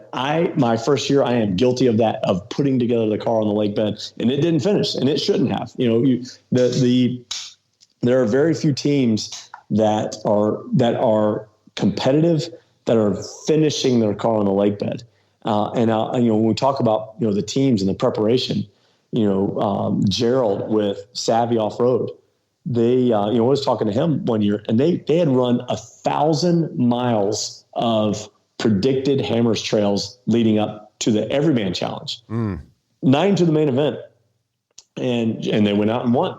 But that's what's going on out there. So if you're a guy trying to go out there and, and think you can win, just know there are teams that are running 1,000 miles of pre-running in the weeks and months leading up to Hammers on old KOH maps, right? In preparation for it. And that's for the Everyman Challenge. That's not even talking about, the guys that are preparing for the main event. Well, a lot of the top, unlimited 4400 drivers are also running in the side-by-side, and they're doing EMC also. So they're getting all that exposure and seat time, of the track, the track obviously is slightly different for the side-by-side versus what the EMC guys are doing, but they're still getting a lot of views on the most of the unlimited or the 4400 track. Well, what do you guys think about that? We talk about that a lot. Is that something? Do we as a team, do we buy a side-by-side to do that and get into that? Do you think that the pre-running it earlier in the week versus racing it at side-by-side speed, but then putting your body through, the 8 hours. It's tough. I mean, I've had bruised kidneys from some of these events, and like I said, the dislocated shoulder. It is tough. It's a car wreck. It's an 8-hour car wreck. It's an 8-hour car wreck. So what is the risk to reward as far as I've been broke on the side of a mountain and watched the sun go down until late at night, before I could get off. Is that we've weighed that every single year, talking about where's the value. So I'd be curious to get you guys' opinion. Well, I mean, if from what I know, and I haven't been I haven't been in the right seat. I've been in the wrong seat a few times, but in the right seat, driving the car, it's all the big teams are doing it. Yeah. And I think it goes along a couple things, right? One is seat time is everything. So it's just, you're getting beat up. Yeah, you're fatiguing your body, but you're seeing that trail and it's going to change every freaking car that goes through those, especially those rock canyons. But, maybe you're going to see some stuff, some lines in the rocks, in the desert that, might be beneficial for you during race day when you come up on a competitor and you're like, oh, no, I know there's a line over here or whatever. Yeah. I also think along, you've really been striking the drum, beating the drum of promotion, and how do you promote your brand, your team, get your name out there. And if you're out there racing, EMC, you're racing the side-by-side, you're racing the big dogs of 4,400. There's 3 days that you're on course you have potential for, you've just increased, 2 more times of exposure for your team and brand. So, I mean, that alone with what you've been saying, I think is reason enough to do it. Obviously there's, cost involved, more parts, more this, that, the other thing, bigger trailer to get all your shit down to the desert. But, I think, it's interesting because, you've really talked about the promotion of it and the bigger picture. I think that a lot of drivers haven't discussed, and whether they realize it or not, the sport is headed that direction. Now that you've got Ford on board, just prove that. And they're putting big dollars in it. When you got big corporate America supporting drivers and branding cars and drivers, it's already heading that direction. So I think you're spot on. It's like, whatever your capabilities and team and budgets and all this stuff are, it's getting your name out there and getting everybody, to know, and getting that tattoo on the forearm of Handsome Jay, Well, and to jump in a little bit, I mean, looking at a lot of these drivers now that run both the side-by-side and the EMC and, the big race of 4,400, those guys are athletes. I mean, you guys are all athletes. I mean, most of them are physically fit. They're exercising, they're working out, they're running, they're doing their cardio or whatever. So, they're not, cream puffs just jumping into the car seat and trying to do this thing. I mean, shit, look at, when Shearer ran out of gas and he sent Berger, get out of the car, Berger, and go for a run, run to Cameratown and bring me some gas. I mean, that's hardcore now. That is, but to be fair, those guys are CrossFitters and we don't really classify them as athletes. Yeah. I mean, they're, Berger, sure, they're great at working out, but is that athletic? I don't know. That's a whole different debate. CrossFit versus all different athletes. levels of that. But I mean, also, I'm going blank on the name of Cody Wagner's driver. What? Cameron Steele. Cameron Steele. I don't know why I went blank on him. Trophy truck. But I mean, listen. He raced every single day. Yeah, exactly. That's the point I was going to make. Yeah, there's a guy, and that's a household name, in the Ultra4 arena. And off-road arena, I should say. But and trophy trucks too. I mean, that is a guy who, again, born to race, pedigree, just a house full of trophies, and was about to win King of the Hammers. But that's what's so cool about that race is there's so many people. I still, let's see, what is this? We just had the 2021 Hammers. I would say the 2020 King of the Hammers was by far one of my favorites. And that's Cameron Steele's what reminded me of that is, you guys mentioning him. So I'm racing in 2020 King of the Hammers and jokingly told my wife, as I either want to finish, my goal is to finish in the daylight. Obviously, we want to go out there and we want to win. Sure. Right. But, but we wanted to finish in the daylight hours, which is a big deal because that race, usually that's before like 6, 7 o'clock to finish in under daylight. And so, and I said, if I can't do that, I want to finish before lunch, or I want to wreck before lunchtime so I can be back here and I can be back in Hammertown and enjoy the show. Oh my God. It was, I have the 100% stereotypical King of the Hammer story where we were flying until we broke. And this year we happened to break at mile 31. It's the most embarrassing break I've ever had. I've never even been close to breaking on the first lap. And, oh my gosh, just, the whole front end let loose and we broke everything. If you say, oh, what'd you break? All of it. Yeah. That's what broke on the front end. It's all broken. Yes. Describe it to me. All of it. Point to a part on the front of the car. We broke it. Exactly. But you know what? We plowed it through the desert to a power line trail. And my wife met me. This is out near Cougar Buttes, just past it. Okay. And so she got on Google Maps and met us with the trailer. Oh my gosh! You want to talk about someone who the worst part about me breaking, I know, on any lap, especially King of the Hammers, is having to radio to my wife, who's my pit crew chief, and say, "Hey, we're broken. It's not looking good." Right. And she'll say, "Well, we'll fix it, and then don't talk to me again until you're racing." And I'll say, "It's actually pretty bad. It's not happening." Yeah, we have 3 wheels on the ground and an A-arm in the dirt. It's not looking good. And she's like, "All right, so what are you saying? You have to be towed in from the desert?" I'm like, "No, I think we can make it to the power line trail." And she'd say, "Well, I don't get it. You can drive to the power line trail, but you can't race to the next. Yeah. You can't go to the next pit stop to get fixed." And so, she doesn't understand that we've got ratchet straps and bungee cords and duct tape and zip ties holding a triple bypass shock and a coilover to a bent up A-arm and and broken CV. And so, and she still doesn't understand that. But that day, I'm giving back to Cameron Steele. That day, we broke early, very early, and she hauled us back. She brought us the trailer. We go back to Hammertown, and it's rough. You've got, I don't even know, 30,000 people in front of the Jumbotron. Oh yeah. The event brings 80,000 people out there. Yeah. So you got, and 30,000, I mean, I don't know. It's a lot, or stay in front of the Jumbotron. And we've worked very hard to put our brand out there and put our face and our name out there. So, so it was not fun walking because her seats were front row to watch the race. And so I'm walking and it's kind of one of those like, yep, nope, yep, nope, it's not, nope, I'm here. I'm just, yep. Didn't we just see you on the Jumbotron a couple hours ago? Exactly. Yes. Oh my gosh. And so, but then I get to sit down. And it was so, I've never been able to just sit and enjoy the race, with everybody. And so, they were bringing us drink. We were very lucky. We had some sympathetic people buy us beer and pizza. And so I literally watched King of the Hammers in a lawn chair right in front of the Jumbotron.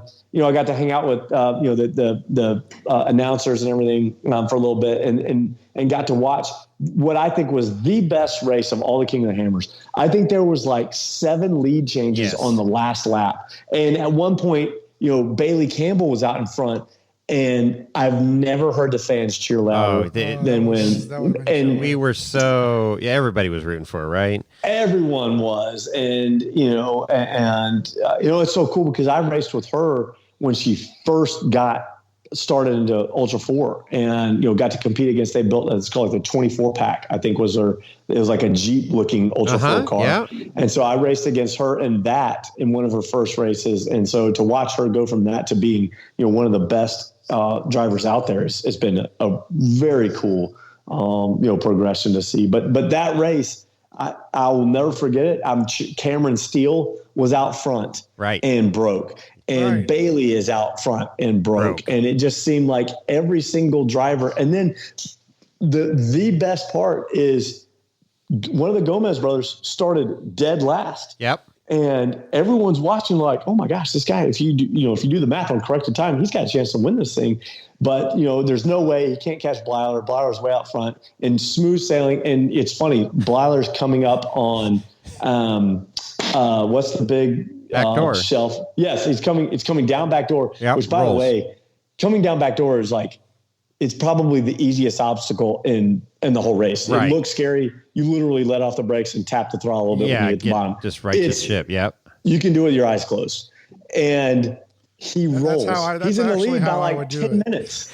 Yeah. Yeah, exactly. Close your eyes. That's how I do most of my obstacles, as a matter of fact. But he rolls on back door on what is literally like the easiest obstacle in the lead. I think he was like a 10-minute lead, and it took like 5 or 6 or 7 minutes, to get him back over on his wheels. Right. And he comes in and wins, but it was one of those things where you could not have asked for more drama. You could not have asked for better, better people and talented drivers to be trading first, second, third, back and forth. Yeah. And then to finish and to watch Gomez with a broken A-arm, driving, three-wheeling it, to the desert. Anyway.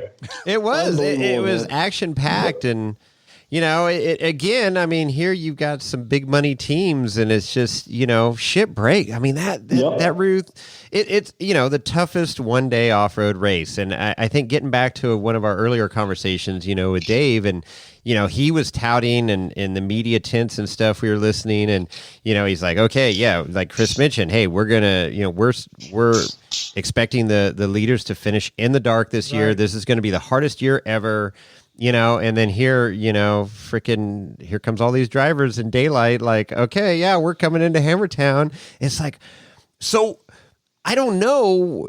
I like the 4-lap thing, like you mentioned. What sucks is when they get into the canyons, sledge and stuff like that, and it just becomes a log jam, a traffic jam, and that sucks. That's no fun for the fans or the drivers. But yet you want to provide a tough, environment. So how do you got to have rock trails. You can't have this 20-mile wide rock trail. So I don't know. And no, you're right. And you make some good points. And so to be clear, the rocks have got to be hard, and make them the hardest rocks that you can. And I know Dave loves that. So I'm not advocating for easier rocks. Make them the hardest rocks possible. But there are enough rock trails where if you added a second desert loop, you could have 2 separate rock trails so that the course is challenging and eliminating drivers instead of bottlenecks. So like when you're going out on lap 4, first of all, in the desert, there are no bottlenecks. You can get around. Some of the most famous, passes you see are in the desert. There's room everywhere. It's 4 lanes wide. Right. So no one's getting bottlenecked there. If your 4th lap is, mostly rock trails that you're not doing on lap 3, then you're not getting held up by the guy who's driving, who's not competing, who doesn't even want to compete. Their goal is to finish the race, which, by the way, is, hey, would I trade, 5 or DNFs for a slow ass finish?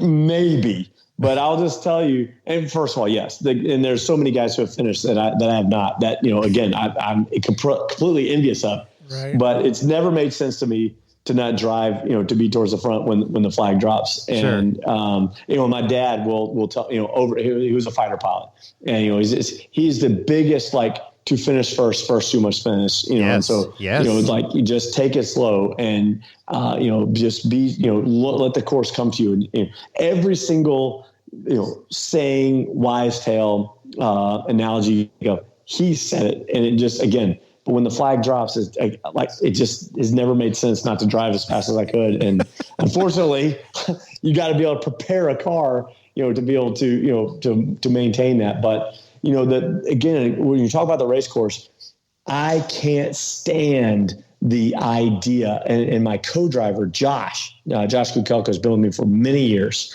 and a unique individual in and of itself that he can tolerate being with me in the car for, 7 to 9 hours at a time. But the idea of traffic slowing down the leaders, I can't, first of all, being lapped there's nothing worse. And, right.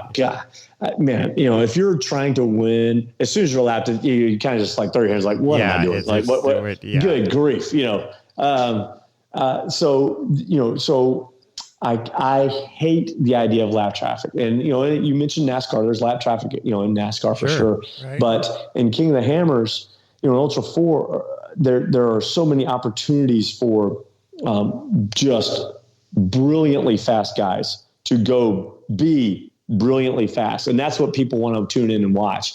It's so frustrating to see bottlenecks. And there have been years where they've brought in dirt bikes to guide cars around a trail because it just got too backed up. Yeah. And, they've changed the course for leaders. And so in the middle of a race. And so I think if you can build a course that's going to hammer out 50% of your guys, but eliminate the bottlenecks, then what are you watching? You're watching guys racing all day long instead of watching a Jason Shearer in a parking lot. Yeah, just sitting there idling. Log jam, right? Into a winch fest. It's the guys getting out of their cars, helping other drivers just to get unclogged. You're either part of the problem or part of the solution. And these guys are getting out, getting shit moving. Yep. Exactly. Yep. And so the proverbial plunger to get the trail open, the trail tampons out of the way. Oh my God! I can tell you right now. That phrase, I think about that every single race, and I'll turn to my co-driver and I'll say, Josh, no matter what happens today, we will not be that. Don't be a trail tampon. Geez. Oh my God, what an insult to that is the ultimate like, hey man, what are you doing out here? It's buddy? Usually Toyotas, but that's all right. Yeah, exactly. Hey Jay. Oh my gosh. Jay, I want to circle back a little bit. I mean, we've talked about racing, we've talked about courses, we've talked about how whiskey. You got into it. We talked about whiskey. I'd like to talk about your progression of cars. I know that you're in the 4400 class now, car 4410, but looking through the IG, I see you had a pretty badass looking Jeep that you're racing. Well, that was the MC. Yeah. Yep. So yes, exactly. We got into it in the Jeep, and it's funny. We started that story after the MC. We talked about, what's next. Do we go back and trying to get a top 10, top 5, or, and it's funny. We were at an Ultra4 race and we had, I don't even remember what place we got. I thought I got like second place in EMC class or, in a 4500 class. And they forgot to give the trophies out. They forgot to announce the winners after the race. What? I looked at my co-driver and I was like, what are we doing, man? Like this is, we're trying to race on the, main stage. They forgot to announce the winners of our class. And so that was an eye-opening experience. It was like, hey, it's 4,400 or nothing. Yeah. And so the next race was Arkansas, Ultra4 Arkansas, which they don't go to anymore, which is a wild track. It was one of the worst wrecks of it. I've wrecked so hard on that course. We rolled and it ripped the Hans device connections out of mine and my co-driver's helmets. Oh man, that's crazy. We hit so hard. Like pulled the plastic off the helmet. It was unbelievable. So imagine if you didn't have that Hans device. That's one of the best rules in racing is get rid of the neck hole. Yeah. Oh shit. That's a shout out to the Dale Earnhardt fans with the shaved number 3 in their backs. Big time thanks. Shout out to the Hans device. Yes. Talking about Arkansas. Yeah. We entered that event in my Jeep in the 4400 class to try and qualify for King of the Hammers. So you either have to finish in the top 10 in an Ultra4 race or finish in a place where a top 10 spot, could be extended to, meaning like, let's say you finish 12th place, but there's 2 or 3 guys who are already qualified for King of the Hammers, then they extend those qualification spots. So if you finish 12th and there's 2 guys pre-qualified, they'll extend the invites to 12 and so forth and so on. Yeah. Okay. And so we were doing the math and we knew we had good odds if we could finish this race. We had to finish like 17th or better in my Jeep and in the pro class. And so that's what we did. We entered it, and sure enough, we got like 16th place, just barely, because there was like 6 or 7 guys that are already qualified. And And so we finished in our Jeep, qualified for King of Hammers. And this is where the BAK part comes in, which is so cool. I'm talking to my brother-in-law, and he had been involved in NASCAR a bit several years ago with Royal Oak Charcoal. Okay. And wanted to get back into racing, but just, dabble in it, have some fun. He and I were good friends. And so I called him and said, "You're not going to believe this. We got 16th place. We qualified for King of Hammers." And, for us, it was a big deal. We're in a daily driven Jeep, huge. And so, and he the first thing he said was, "What's it going to take to win?" And I went, I mean, I can't believe we're invited to go, much less win. And he said, "Well, what do you think we need? Like $10,000?" I was like, "Oh my gosh, no, that would probably buy just the front axle for this fuel. car." That's fuel. Exactly. That's the gas, And so we came up with this build list for my Jeep, and he kept saying, "Okay, all right.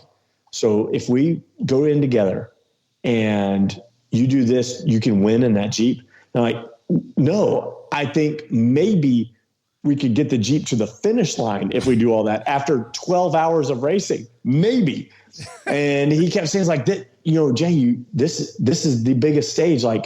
What are you doing just trying to finish? Let's do something to try and win." And so we started, we got on Pirate and we got on Race Desert and started looking for Ultra4 cars. And we ended up talking to a couple people and found a guy in West Virginia that had a Slauson Bomber that was a previous KOH winner. Mm-hmm. Okay. And so, it was he had prepped it and, or paid to have a team prep it.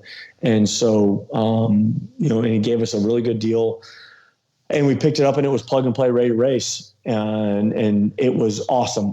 Going from a Jeep to one of Slauson's cars was you cannot,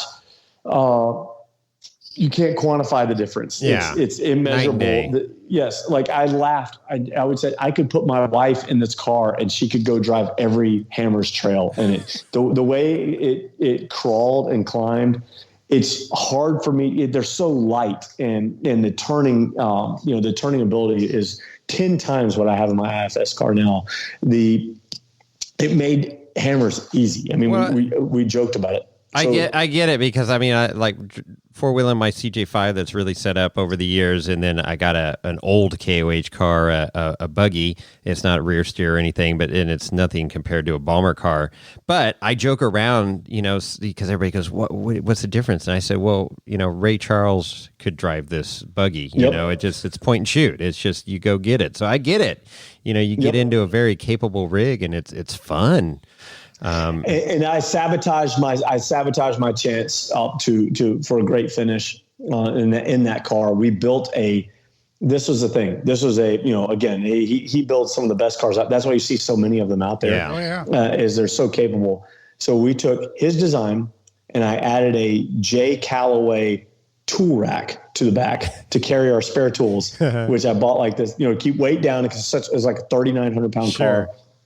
We add an aluminum cargo carrier that you put in the back of your, that you put into a trailer hitch. Uh-huh. So we had an aluminum cargo carrier, and the way we had it fabricated, I kept it super low to the fuel tank to keep our weight down. Had all our tools on there. It's like 100 pounds of tools and spare parts. And I rolled that car in mile 3. My anxiety was so high.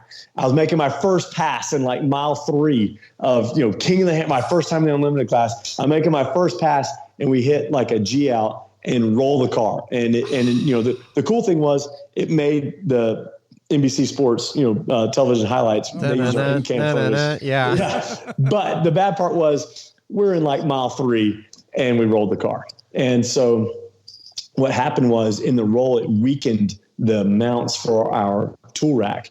And we get back into racing and, we started I don't know where we started, 42nd. And, so 70 cars passed us. And we start racing again. And because it took so long to get the car over, we had nothing but clean air, and no one holding us up, no one slowing us down. And so we started flying, clicked off lap 1 and saw a graveyard of cars in the desert, and got out and clicked off lap 2. And, we're starting to make passes in the fast areas. And, and because those cars are so capable, we're taking lines that were, where other cars may have had a little bit, slightly harder time, laughing out loud. We get on lap 3, and the fuel or the mount for the tools finally broke loose and shifted like 3 inches, and it clipped a $22 aluminum AN elbow on my fuel tank.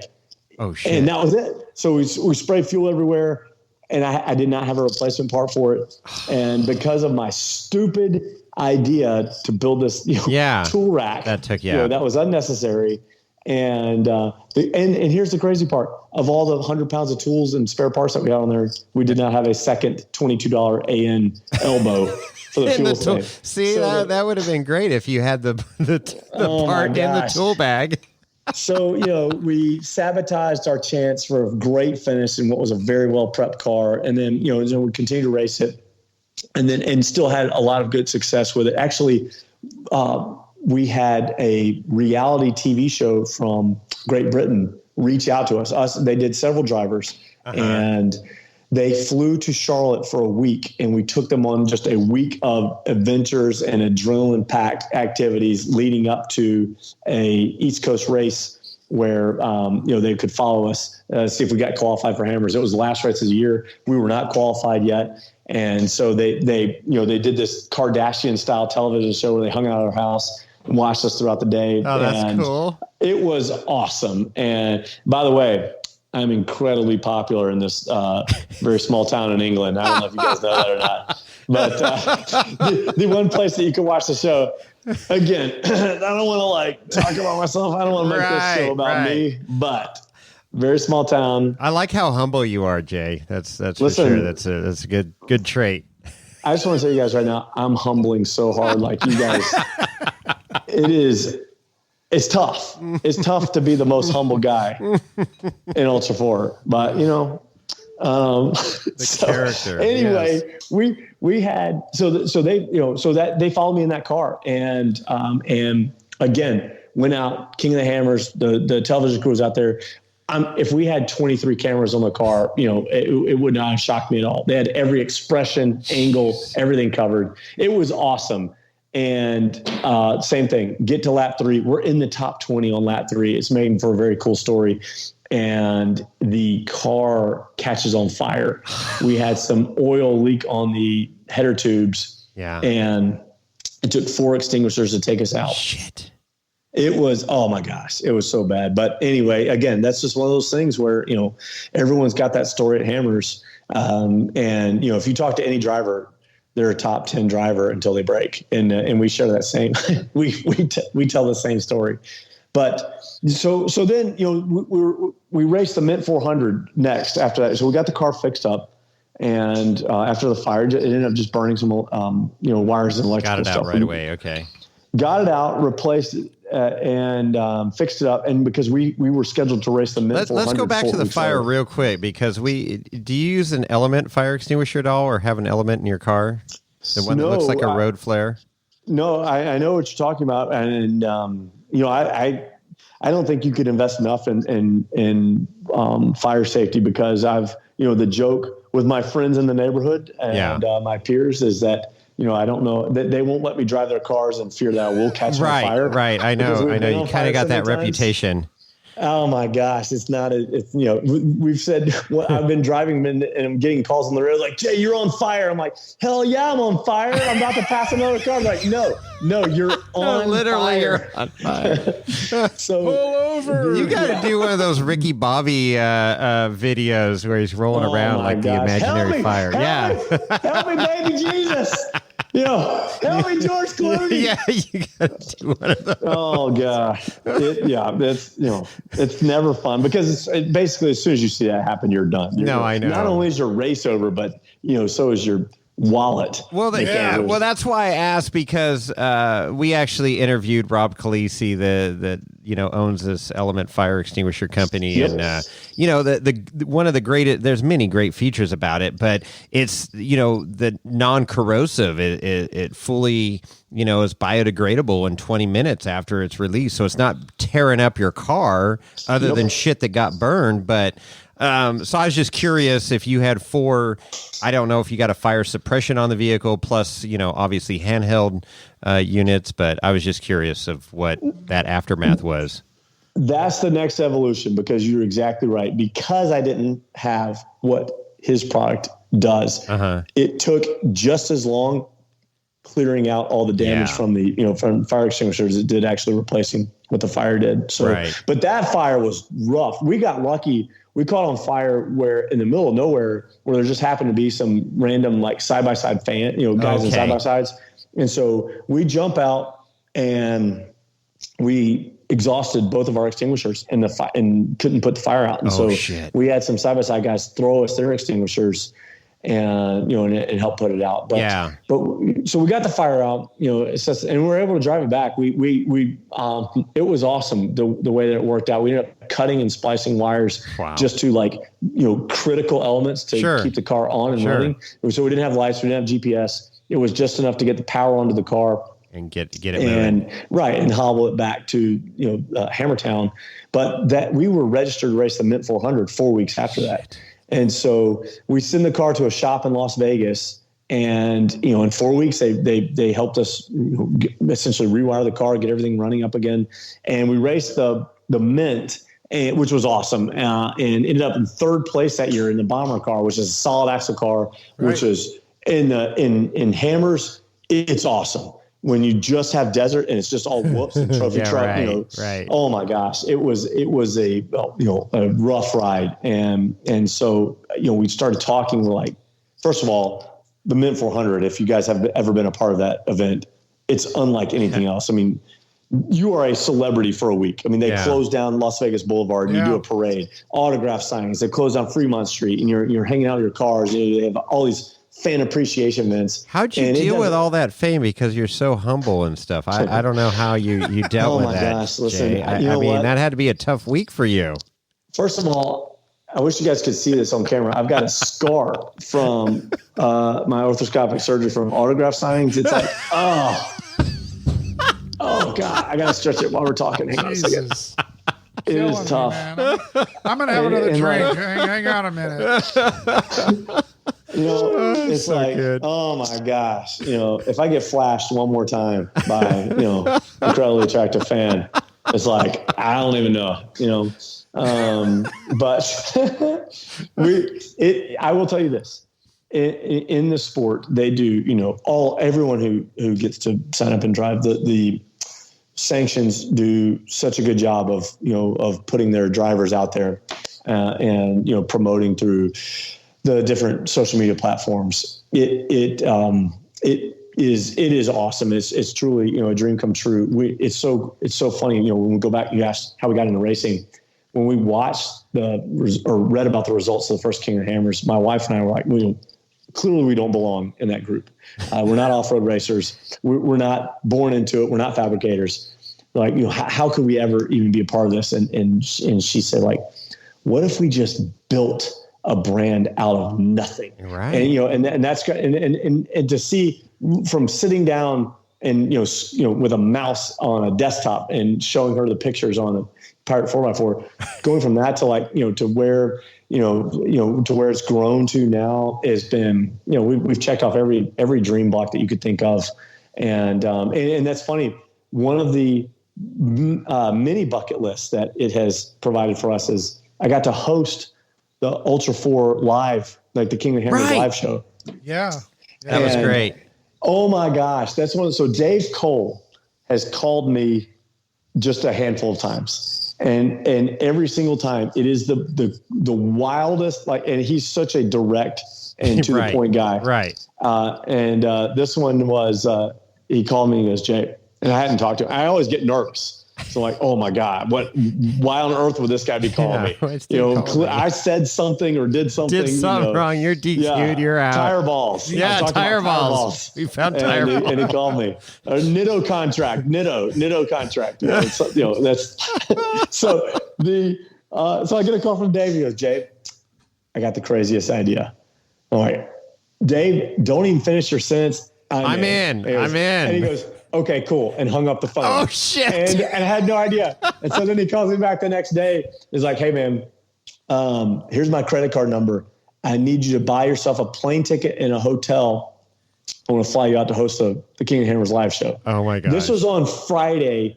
The live show was on like Wednesday of the next week. Yeah, so less than a week. So no rehearsal, just wait. Oh, man, you want to talk about no rehearsal. This is great. And so I'm like, I'm talking to my wife, Melanie. I'm like, Melanie, I'm going to be on the live show. And I mean, you want to talk about like the least qualified person to talk, about, what's on the live show. And I'll mention this too. The NBC Sports, Dave got at NBC Sports. They did the Journey to the Hammers. Yes, that was awesome. They used me as the voiceover in the introduction of that to explain the history of hammers to a degree and the difference between solid axle and IFS. Yeah. You want to talk about the least qualified guy of all the drivers and all of these, genius level race car builders. They have this metrosexual from Charlotte, North Carolina talking about. So that's the same guy that Dave is inviting to be on the live show. And so I fly out there, and Matt Howell comes out there as well. And Matt Howell, championship level driver, won the 4,500 class national points year after year after year. And so clearly a qualified guy to be speaking, to the masses on the on the live show. And then so it's Howell, Dave Cole, and myself. And I could not have felt, more out of place. So I get out there and I land, and I hadn't talked to Dave since he gave me his credit card. And here I am. And so we get there and we show up at the 4 Parts store where the show's being hosted. And we're meeting with him, and he was still arranging. This was like an hour before the cameras go live. He was still like figuring out the starting orders for the guys. I remember for that. For the qualifying. And so, Matt and I were like, Dave, do we want to go over like, why are we here? Like, how are you going to use us? What do you want me to say? And he's like, Jay, I gotta be honest. I can't even have you in the room right now. I'm trying to concentrate on, the starting order and all this stuff, and you're incredibly distracting. And so to be fair, I was wearing a very low cut shirt and my hair was on point. So I can appreciate, why he would want us out. Wow. So he kicks Matt and I out, and Matt and I are just talking. There's a whole bunch of, there's other drivers there, and a whhole bunch of fans are there, and we're kind of hanging out in the lobby, the 4 Parts lobby. And Dave comes out. It's 5 minutes before we go on the air, and he's like, "All right, you guys need your microphones on. We're ready to go." And Matt are looking at each other like, we have no idea what are we getting into? Yeah. And so he looks at me and he goes, Jay, I don't know, just be funny. Tell some funny stories about all these drivers. Right. And I'm sitting there like, oh my gosh, there's like 350 drivers that are signed up for this thing. And you know them all, right? Yeah. Right. Well, we try, everyone, follows each other. And so, you try and keep up, but we go, so he starts the show, and just right out of the gate, he's like, yeah, so let's talk about our side-by-side drivers. And first up is, such and such. And he looks at me, he's like, Jay, tell us a little about such and such. And yeah, we were 5 minutes earlier in this. We didn't have microphones. We didn't know where we were sitting. And so all I was like, he's a great guy, man. Great guy. And so then, but what was so cool is that, everyone's watching from all over the world. And so we started getting messages every time, we start talking about someone. They start messaging me or my wife or something, on Facebook or Instagram, like, oh my gosh, we're getting a shout out on the show. So then it got, once everyone got comfortable, and it took me a little bit, I was, incredibly nervous, but then I just decided, you know what, I'm friends with all these guys, most of them, and let's do something a little different. The show's can get dry. You're going over rules. Yep. You're going over updates. You're going over the course. Yeah. You're going over starting where. Yeah. It's the same, and with 350 drivers, it gets so monotonous. So I was like, you know what? Let's roast some of these guys. And so we started, making some jokes. And again, I only tease the guys that I have the most respect for. And so we started, taking some deep cuts at these guys, and it was awesome. It was very well received, and so I definitely didn't get any death threats or anything. Well, that was what was so funny was afterwards, a couple of guys had reached out to me. Yes. A couple of guys had reached out to me and was very dramatic and like, I can't believe you embarrassed me. And then it turns out, it was all a big joke. Sure. They were trying to get back at me as well.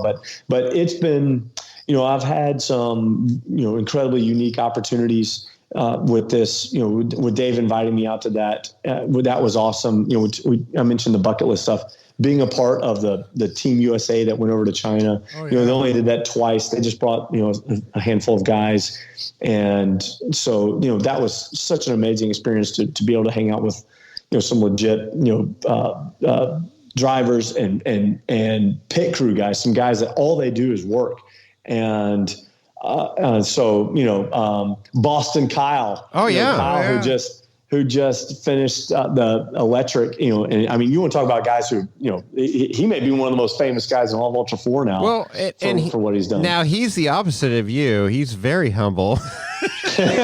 Oh, I thought you were going to say ugly, and I was going to defend him. No. Well, I was going to say, I was like, listen, he's got some of the best facial hair in Ultra4. He's got some of the best hair in Ultra4, man. Yeah. Him and Vanessa. No. God damn. No, you mentioned him earlier. Terry Madden. Oh, Terry Madden. Terry Madden. Yeah, some of the best hair in Ultra4. But anyways, he's right around the corner from it. We've interviewed him. We got to watch that whole thing come together, and that was incredible. How cool is that? It was super cool. Guy, super cool. He was with us in China and was the only one that could speak Mandarin. You want to talk about like a stud in that country, I mean, he could speak. He could speak to the waitresses. He could speak to the hostesses. I mean, everywhere we went, it doesn't matter. Bar, club. This guy was our translator, and and that was something interesting. I was the only. How many were there? There was like 16 of us or 18 of us over there, and I was the only one without facial hair. And so that's a big deal in China. Is you see American with facial hair. That's like it was perceived as like prominence. And someone of so you were the weak one. Oh, and people thought I was the baggage handler for the movie stars.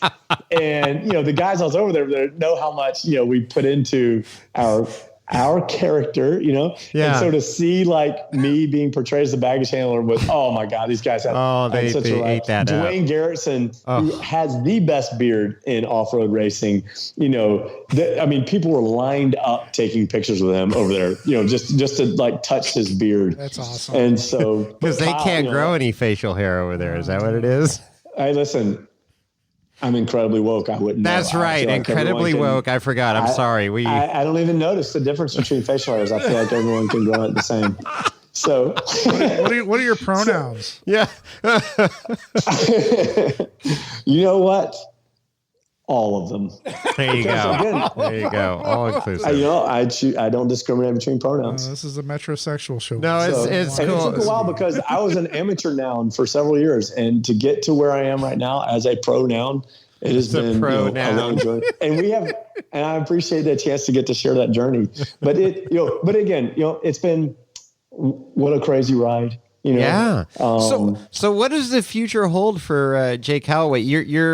You're producing these reels, or I guess IG is like your main. Is that your main social media outlet?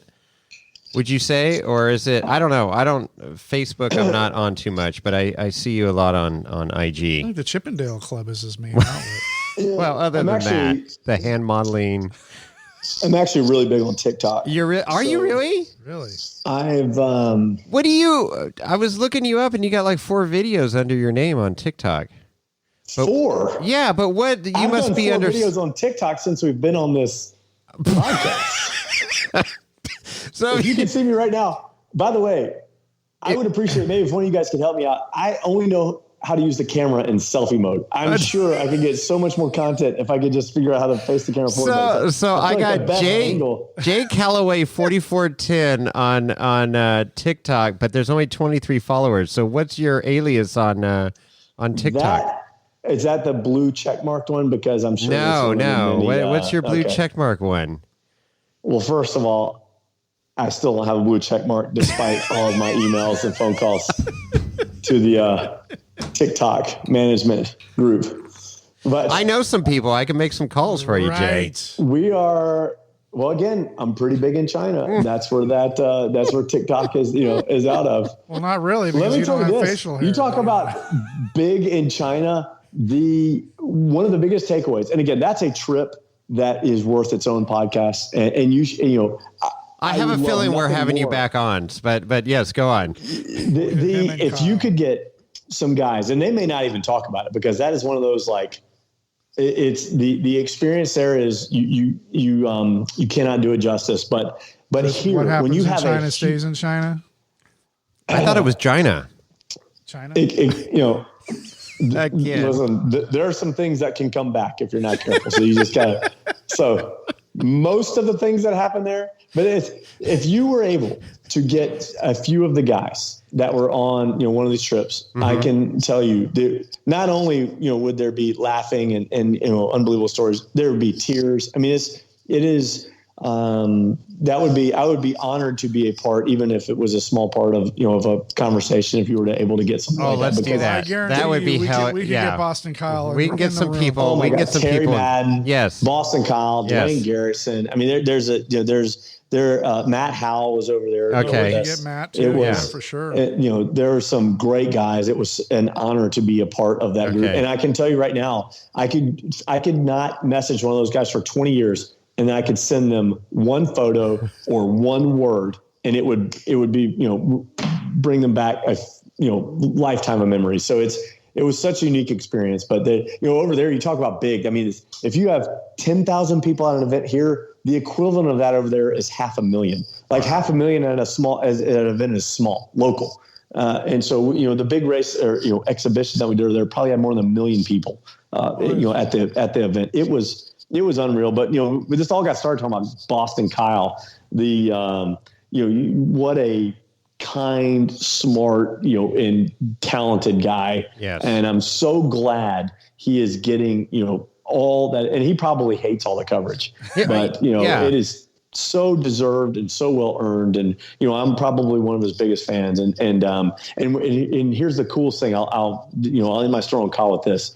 Is Last King of the Hammers. I'm in the staging lane to start the race. So it's like, I don't know, 7:15 in the morning, and the sun is coming up and my nerves are through the roof. Right. And Kyle comes up and almost dives into my car, hugging it out. Hugs it out. And and he was the last face I saw, before we buttoned up the window net and went off racing. So again, these are guys that I'll be able to tell the same story 20 years from now. Well, and here we are going back, I mean, to previous conversation earlier in this podcast is like the family aspect of this whole racing thing. I mean, yeah, you're in it, you want to win. Everybody's investing a ton of time and money into this thing. But at the end of the day, I mean, it's the experiences, the family that you create, and it's those memories that are going to be there forever that are freaking priceless. You can't put a price on that. No. And that's why I don't want to see it get to the NASCAR level. Not that it's bad, but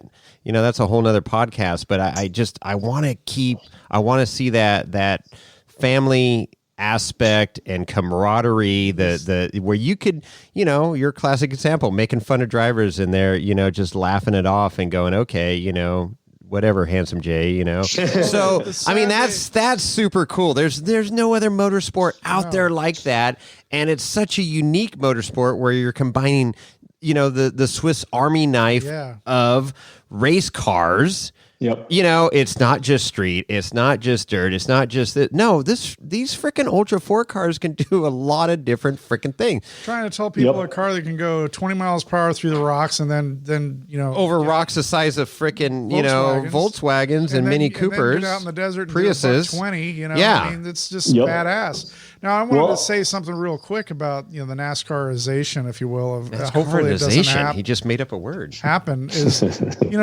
one of the things I hope it is never lost in King of the Hammers or any of the Ultra4 races is the ability for the regular spectator fan to be able to walk into the pits, pit row, and just beeline into a Campbell tent or Shannon Campbell's or pit, whoever or Levi shirt, whoever, anybody's, and just say, hey, not to get in their way, but the friendliness and the welcomingness that occurs when regular fans approach and they're come on in, never been turned away from walking into a pit when things are not stupid. But, even Chris, obviously race day, but I mean, like last year, we were walking through the pits. We just finished up with an interview, and Jason and I were walking back towards our camp, and we were still in pit row or in the pits. And I'm like, all of a sudden I just veered off a big 90-degree turn into Levi Shirley's tent or camp. And it's like, Jason's, what are you doing? I was like, well, it's all shut down. I mean, you're like, it was closed. We gotta make our connection with this guy, man, So, but again, super friendly. Everybody's super friendly, and I don't want that to get lost. I really don't. Yeah. Yep. No, a lot of that has to do with the personalities of these guys too. Yes. That like the Bailey Cole is, what that guy. I mean, he's he got DQ'd at the Utah race, right, but he won. He got DQ'd because he's 30 feet, outside of a 50-foot red card. path. And so, again, hey, we all have, everyone's aware of the rules. We all got to obey by the same rules, abide by the same rules. But again, let's just say for the sake of conversation, that didn't increase his lap times, by, 2 or 3 minutes. He won the race. He outdrove in red card, and he'll have to live with that. But the fact of the matter is, from a driving perspective, he outdrove everyone in that race. And then he, didn't he just win? Did he win Tennessee? Montana. Okay, won Montana. Yep. That's a race. I know there's a lot of flack. We talk about memes of KOH. Oh my gosh, I'm going to name that place memes of JOH. Do you have any inkling of who's behind that? Without naming names? I've been on that thing so many times. People are accusing me of memeing myself for self-promotion. But, I feel like I'm doing their job for them. We've put up, we've made fun of ourselves so many times, but that, I've got some ideas, but that's, how about this? I will say this, because everyone, the joke is always, oh, keyboard cowboys, you guys, all you're good at is being behind a, Facebook page. Right. They have, in defense over the past couple of years, some little clues have leaked out. Every single memer is either a racer or was a racer at one point. Yeah, no, it's on point though, man. There is just, those things are laugh out loud, and just if you are a true race Ultra4 race fan, it's freaking hilarious. They are. It is good, and there's been some people that have really been drug over the coals, deservedly so. Yeah, but every once in a while, man, they put one out that is a firebomb, and so it's fun because that stuff, they say things that maybe a lot of people are thinking, but won't say because politically correct. Right. You can't, because that's the other thing is, you want to talk about a small world. There, you put out anything on any platform, and it's seen by everybody. So you can't, if you're sponsored by Fox, and you jokingly trash talk King. A Fox sponsorship doesn't last for eternity. I mean, that deal's going to end, and you may end up swapping. So, and you want to be the guy calling on King and like, hey, buddy, you were just making fun of us a year ago. So you got to So just real quick, I want to interject this. So going back, I mean, I'm just tying all this shit together. I've had a lot of bourbon since the beginning of this podcast, but my brain still works this way. He's got 6 bottles surrounding. I do. I've been sampling tonight. It's all rise tonight too. Anyways, NASCAR and Kyle Larson and playing that stupid video game during COVID made some comment. I mean, here's a great, talented driver, big sponsors, and one little slip up, boom, he's out. And then, obviously he's back in and winning races, and somebody else picked him up because he's a cash cow for corporate America. And that's, that's the fun part of our sport now, where you can still joke around. Yeah, we've got some corporate sponsors and stuff, but if Ford starts catching wind of Scheer or Lauren Healy or Von Gittin Jr. doing something, Bailey. You start, and then Bailey's getting in that arena now, and it's like, as you got to mind your P's and Q's now. And I mean, not that that's a bad thing, but it's like, boys are going to be boys. We want to joke around. We want that camaraderie. We want to have that fun. The locker room humor, whatever the hell you want to call it. But I hate to see the sport go that direction where it is censored, and Jay Callaway can't be Jay Callaway. Bailey Cole can't be Bailey Cole because they're sponsored by XYZ. So I don't know. Anyways, it's funny. I'll tell you two things. So two things about it. Two great points that you're making is first of all, it is heading that direction. And I think that's my hot take, is that it's heading that direction, and because that's where the money is. And, you evolve the sport, to bring in more money, and more money means the sport can grow.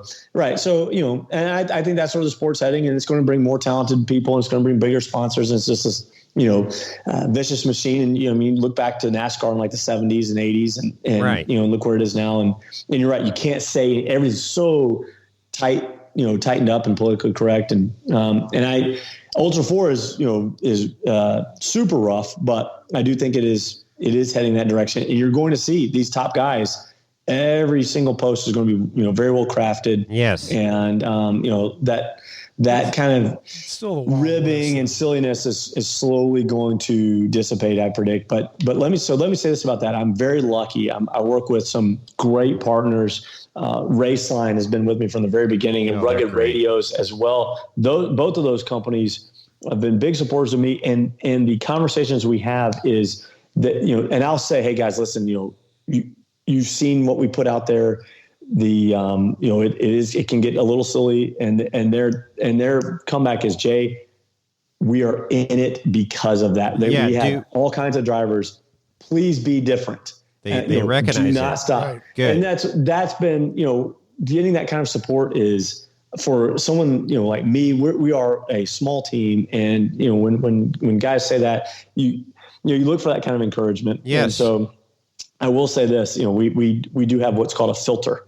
And, it's the gay filter, essentially. But my wife previews all of the, and again, I'm super woke, so I'm for it. I'm for all of it.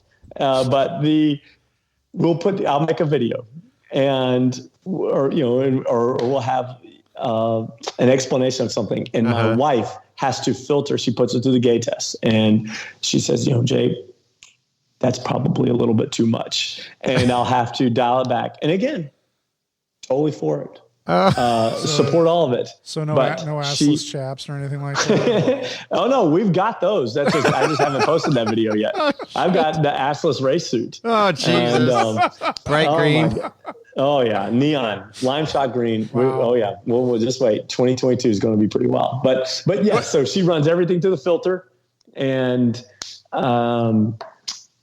It's highly entertaining on IG watching these videos, especially your 4th of July stuff. And I mean, it's just. But can we do that stuff? Is there? I know. So that's what I'm saying. Can you do that down the road? I don't know. And you pick up a sponsor, but what I love, I love IG because it's people being people. Facebook, I just have shined away. I know IG's owned by Facebook, but for some reason, IG seems a little more people let their hair down and their true personality shows through, and it's definitely on your page. But it's just fun. I mean, life's short. You got to have fun.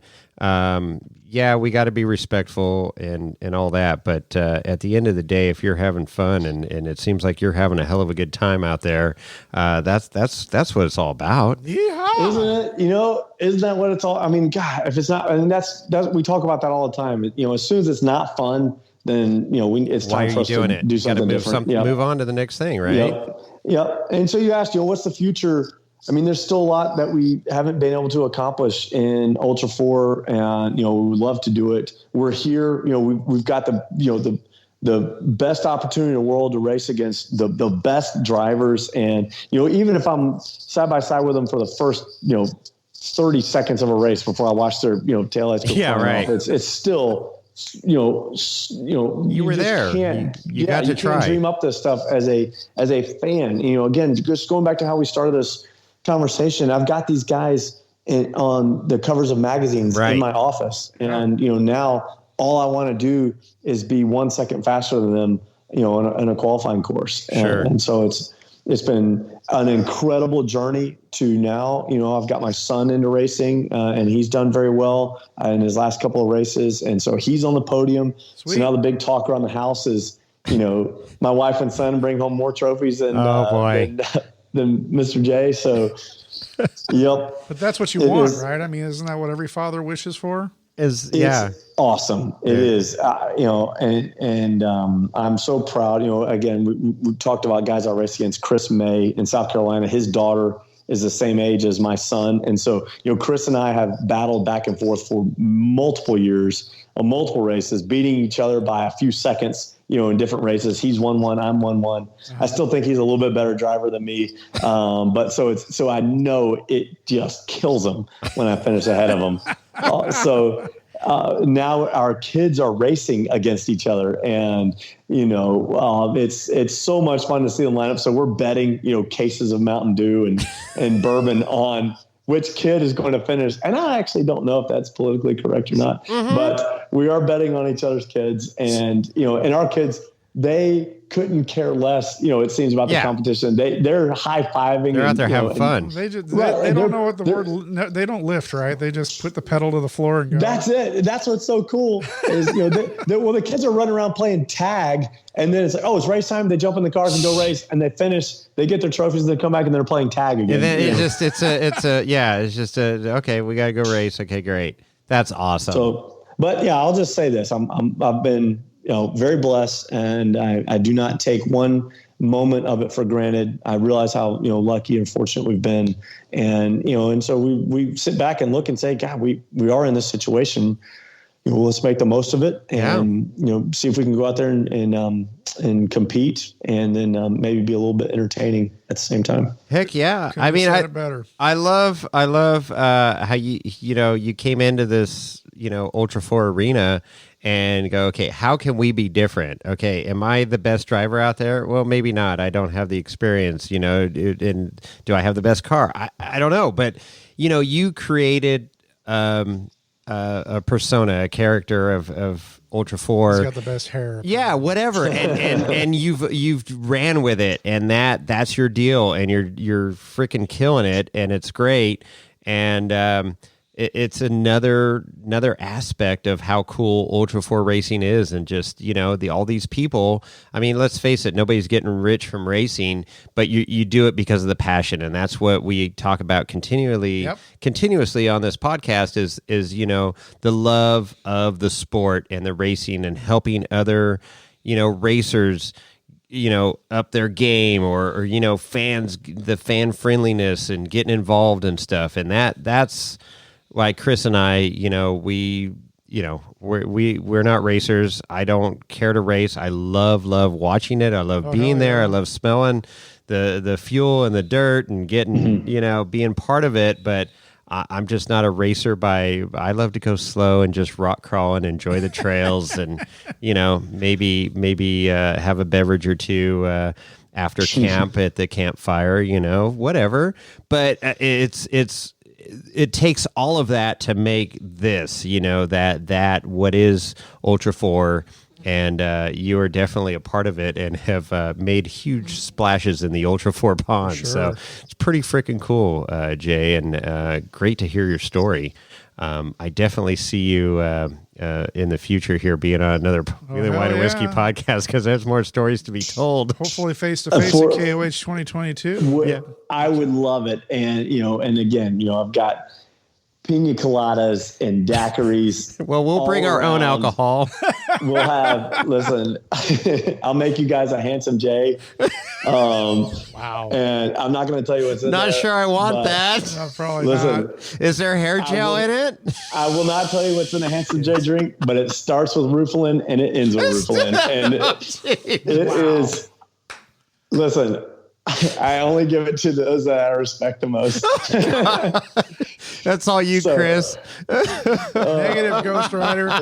Jade, is there anybody you want to give any shout outs to before we sign off? your sponsors, the people, your wife, your kid, your whatever, your dad. Yes, and I probably haven't done them near enough justice, but my family has been sacrificed year after year of bonus checks and vacation time, to allow me to pursue my lifelong dream of racing. And so I cannot, their support and every driver out there will probably tell you the same thing about, the family. And then, my brother-in-law for, just sitting back and going, hey, forget about this Jeep stuff. What's it going to take for us to go be competitive at the highest level? Yeah. And yeah, exactly. Basically him giving me the bat to swing at, to swing for the fences with. And so, and then, you mentioned that, sponsors, we call them, partners, because, it's that we're so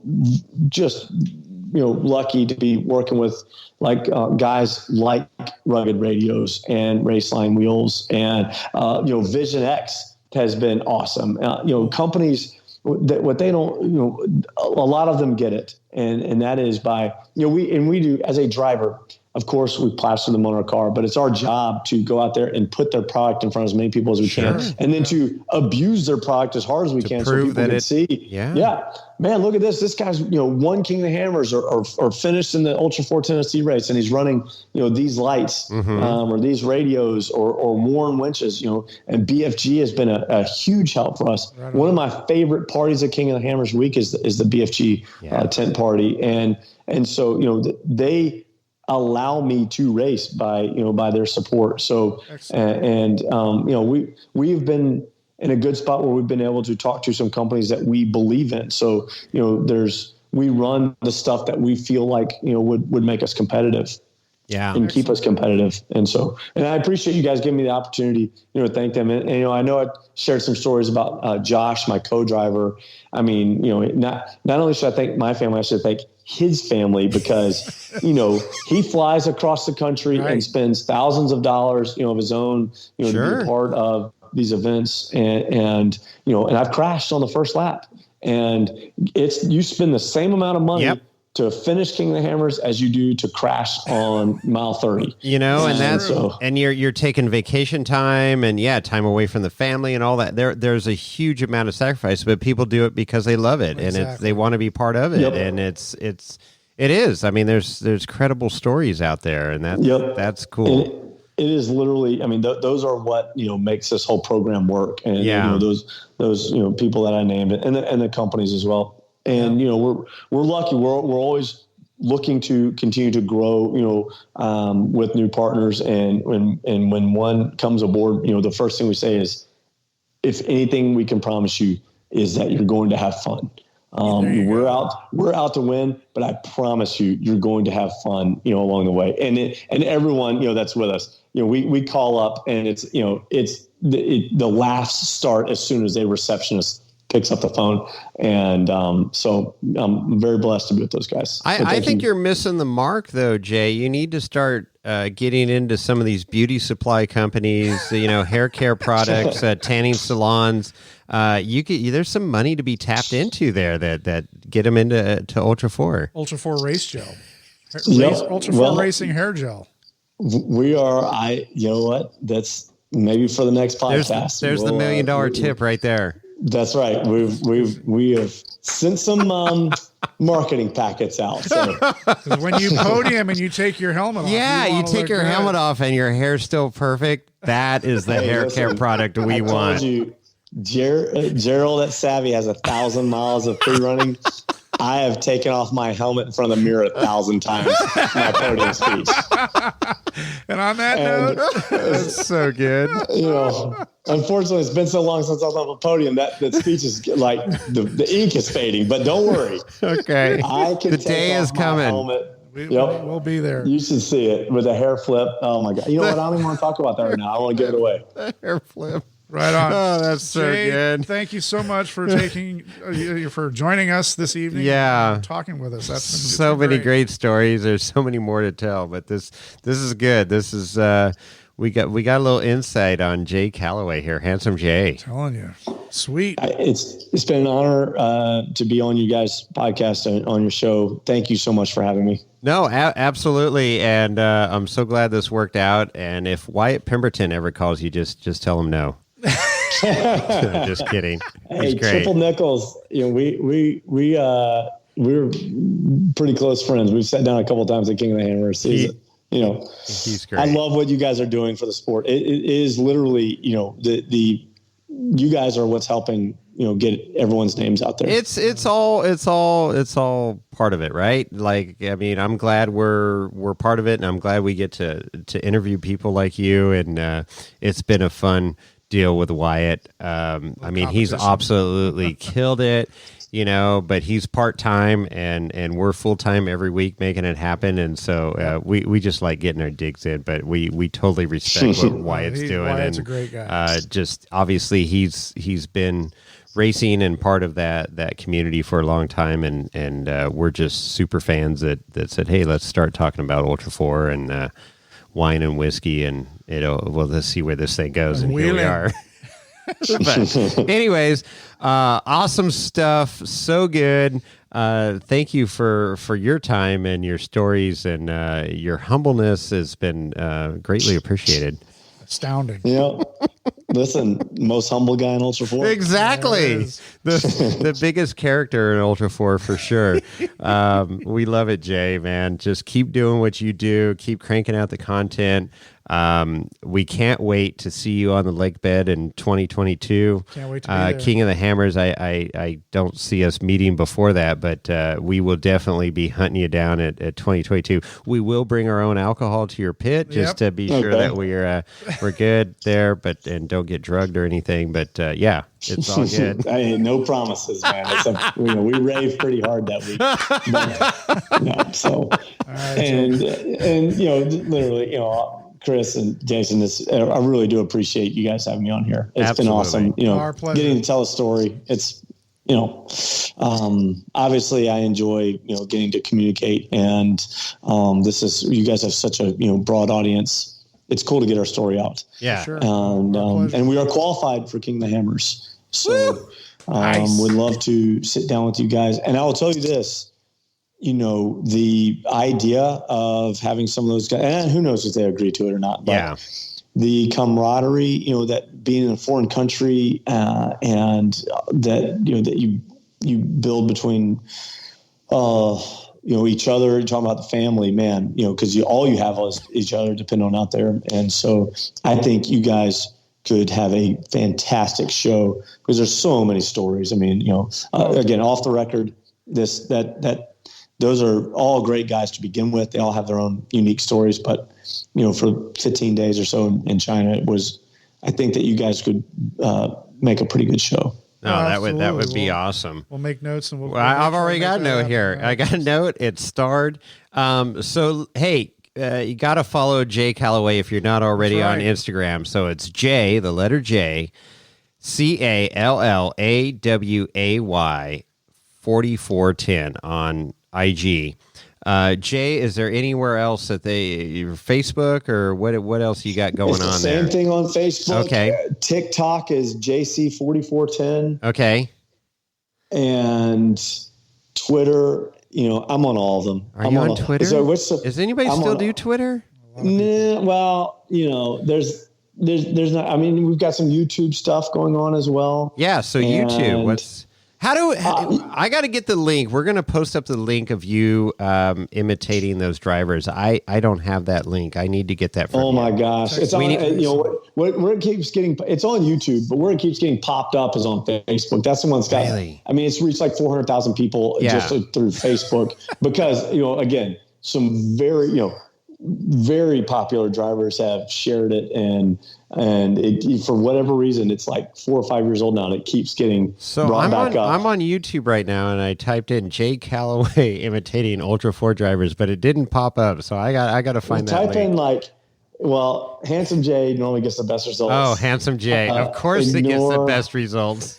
Ignore the Ocean Pacific catwalk pictures. You got to scroll past those. Holy moly. You'll find, hey, listen, that stuff was, it may be coming back. Oh, jeez. that members only, right? Okay. Oh, my gosh, I wish. Members only. That was the real deal. All right. Well, I'll have to find this. We'll be in touch, and I got to get this posted up on our page. But, man, what a pleasure. Good time. It's always great hearing the stories. Everybody's got a story to tell. This has been a blast and Absolutely. Some great insight and some great where's the sport going talk too and what's going on. So it was an educational podcast. Let's just chalk it up as that. Jay, thank you so much. Thank you guys. All right, man. You have a great evening, and look forward to seeing you at KOH 2022, and that's going to be your year. It's going to be your 100%. Year. Going to finish it. All right. Thank you, guys. All right. Good night. All right. Bye. Well, what do you think, Chris? That was a ride, huh? Oh my God. Well, buckle up, Buttercups. What a character. We went on all kinds of different avenues. It was so much fun. Yeah. No, it was enjoyable. Man. It's so much great information, so much insight. And of course, hearing about, his family, a little bit of his family. And then of course, hearing about his son getting involved in the racing. And I guess the kid's 9 years old and tearing it up and, just having a ball. And then just, being involved at the level that he's in at Ultra4. And then it was great to have the conversation because him being a driver, racer, fully immersed in the 4,400 class, which is, quote unquote, the upper echelon, the unlimited class, the big dogs. Yeah, it's all that in a bag of chips class, right? It's like, run what you brung and let's see what you got. And he's out there competing with his heroes that, as he mentioned, Shannon Campbell and stuff. He's got magazine covers that he's looking at, and now he's racing with these guys. I mean, it's just super cool to see the sport through his eyes and through our eyes, and interviewing a bunch of different drivers and people involved with Ultra4 racing. And man, that was some fun rabbit trails we went down. Yep. And that's why I love this podcast. And whatever, we're just doing this thing because we love it, and the passion just flowed through from his standpoint, our standpoint of this is what we do, why we do it. I mean, this is why we get together every week and chat, and that was so much fun. Yeah, absolutely. And we definitely need to get him back on because there's way more stories and I just see some good stuff coming out of that. Maybe we could coordinate. We'll see when summer winds down and Kyle's available. Maybe we can get. Yeah, Kyle we need to get this. I made a big note here for this upcoming podcast of the drivers that he mentioned in this China Ultra4. Oh, We're gonna call it the China Ultra4 podcast. The China. Sorry, is that not politically? No, not at all. Oh, man. shit. All right. Anyways, I'm going to edit that out. A lot of fun. Love it. I hope you guys enjoyed it. This is what we do. Why we do what we do is to get these stories and just put them out there and entertain you while you're driving down the highway in your Ford pickup, enjoying life. Or not a Dodge, because you'd be sitting. because you'd be sitting in a tow tow truck with your Dodge pickup on the bed. But anyways, whatever. It's all good. So if you enjoyed that show, feel free to give us feedback. You can, yes. You know how to get a hold of us. You can call us at 408-800-5169. Whoa, is that right? 408-800-5169. That's correct. That's correct, Chris. Or if you have great feedback and you just want to type it out to us, you can, of course, email Jason or Chris at wheelingwineandwhiskey.com. Yes. And, or, of course, you can IG. DM Jason at the IG. He's in control of the IG. I never see it. I don't have any control on that. I control all this stuff. He controls everything but the IG. That's the one thing that I've got control of on this podcast. That's right. And so, lastly, hit us up on the IG, wheelingwineandwhiskey.com. And lastly, don't forget about our website, wheelingwineandwhiskey.com, where you can see all of our episodes from 1 to 114. Holy crap. 114. It can't be much more than 114. Holy mackerel! We made it to a Blazing Saddles episode. Don Happel's going to pick up on that. We got some good listeners that pick up on our little innuendos of our favorite movies. So, at our website, you can also see our Patreon. You can sign up for our Patreon. It's not required. All the episodes are still free, but we would love your support if you feel. But you can hear our exclusive rants on there. We got a lot of good rants on there now. Coming up. There's some good stuff. Well, anyways, thanks for listening, and it's been great. This is what we do. And we have some great listeners and followers, and we thank each and every one of you. Getting the little notes on IG. I just got one recently here of getting just binging on our podcast because they had a long drive and loved it. And that's super cool that we throw a little entertainment, because that's how I got started listening to podcasts, is on all this windshield time and listening and being entertained as I'm driving down the road instead of listening to the same old music. I love my music, but I love my podcast too. So anyways, now that you said that, just so you know, there's 162.45 hours of Wheeling Wine. 162.45 hours. So if you are a long haul trucker and you want to start binging our podcast, there you go. 162.45. There you go. Boom. Good luck with that. I wouldn't listen to it, but whatever. Got anything else? Nope. That's all I got. All right. We're out. We're out.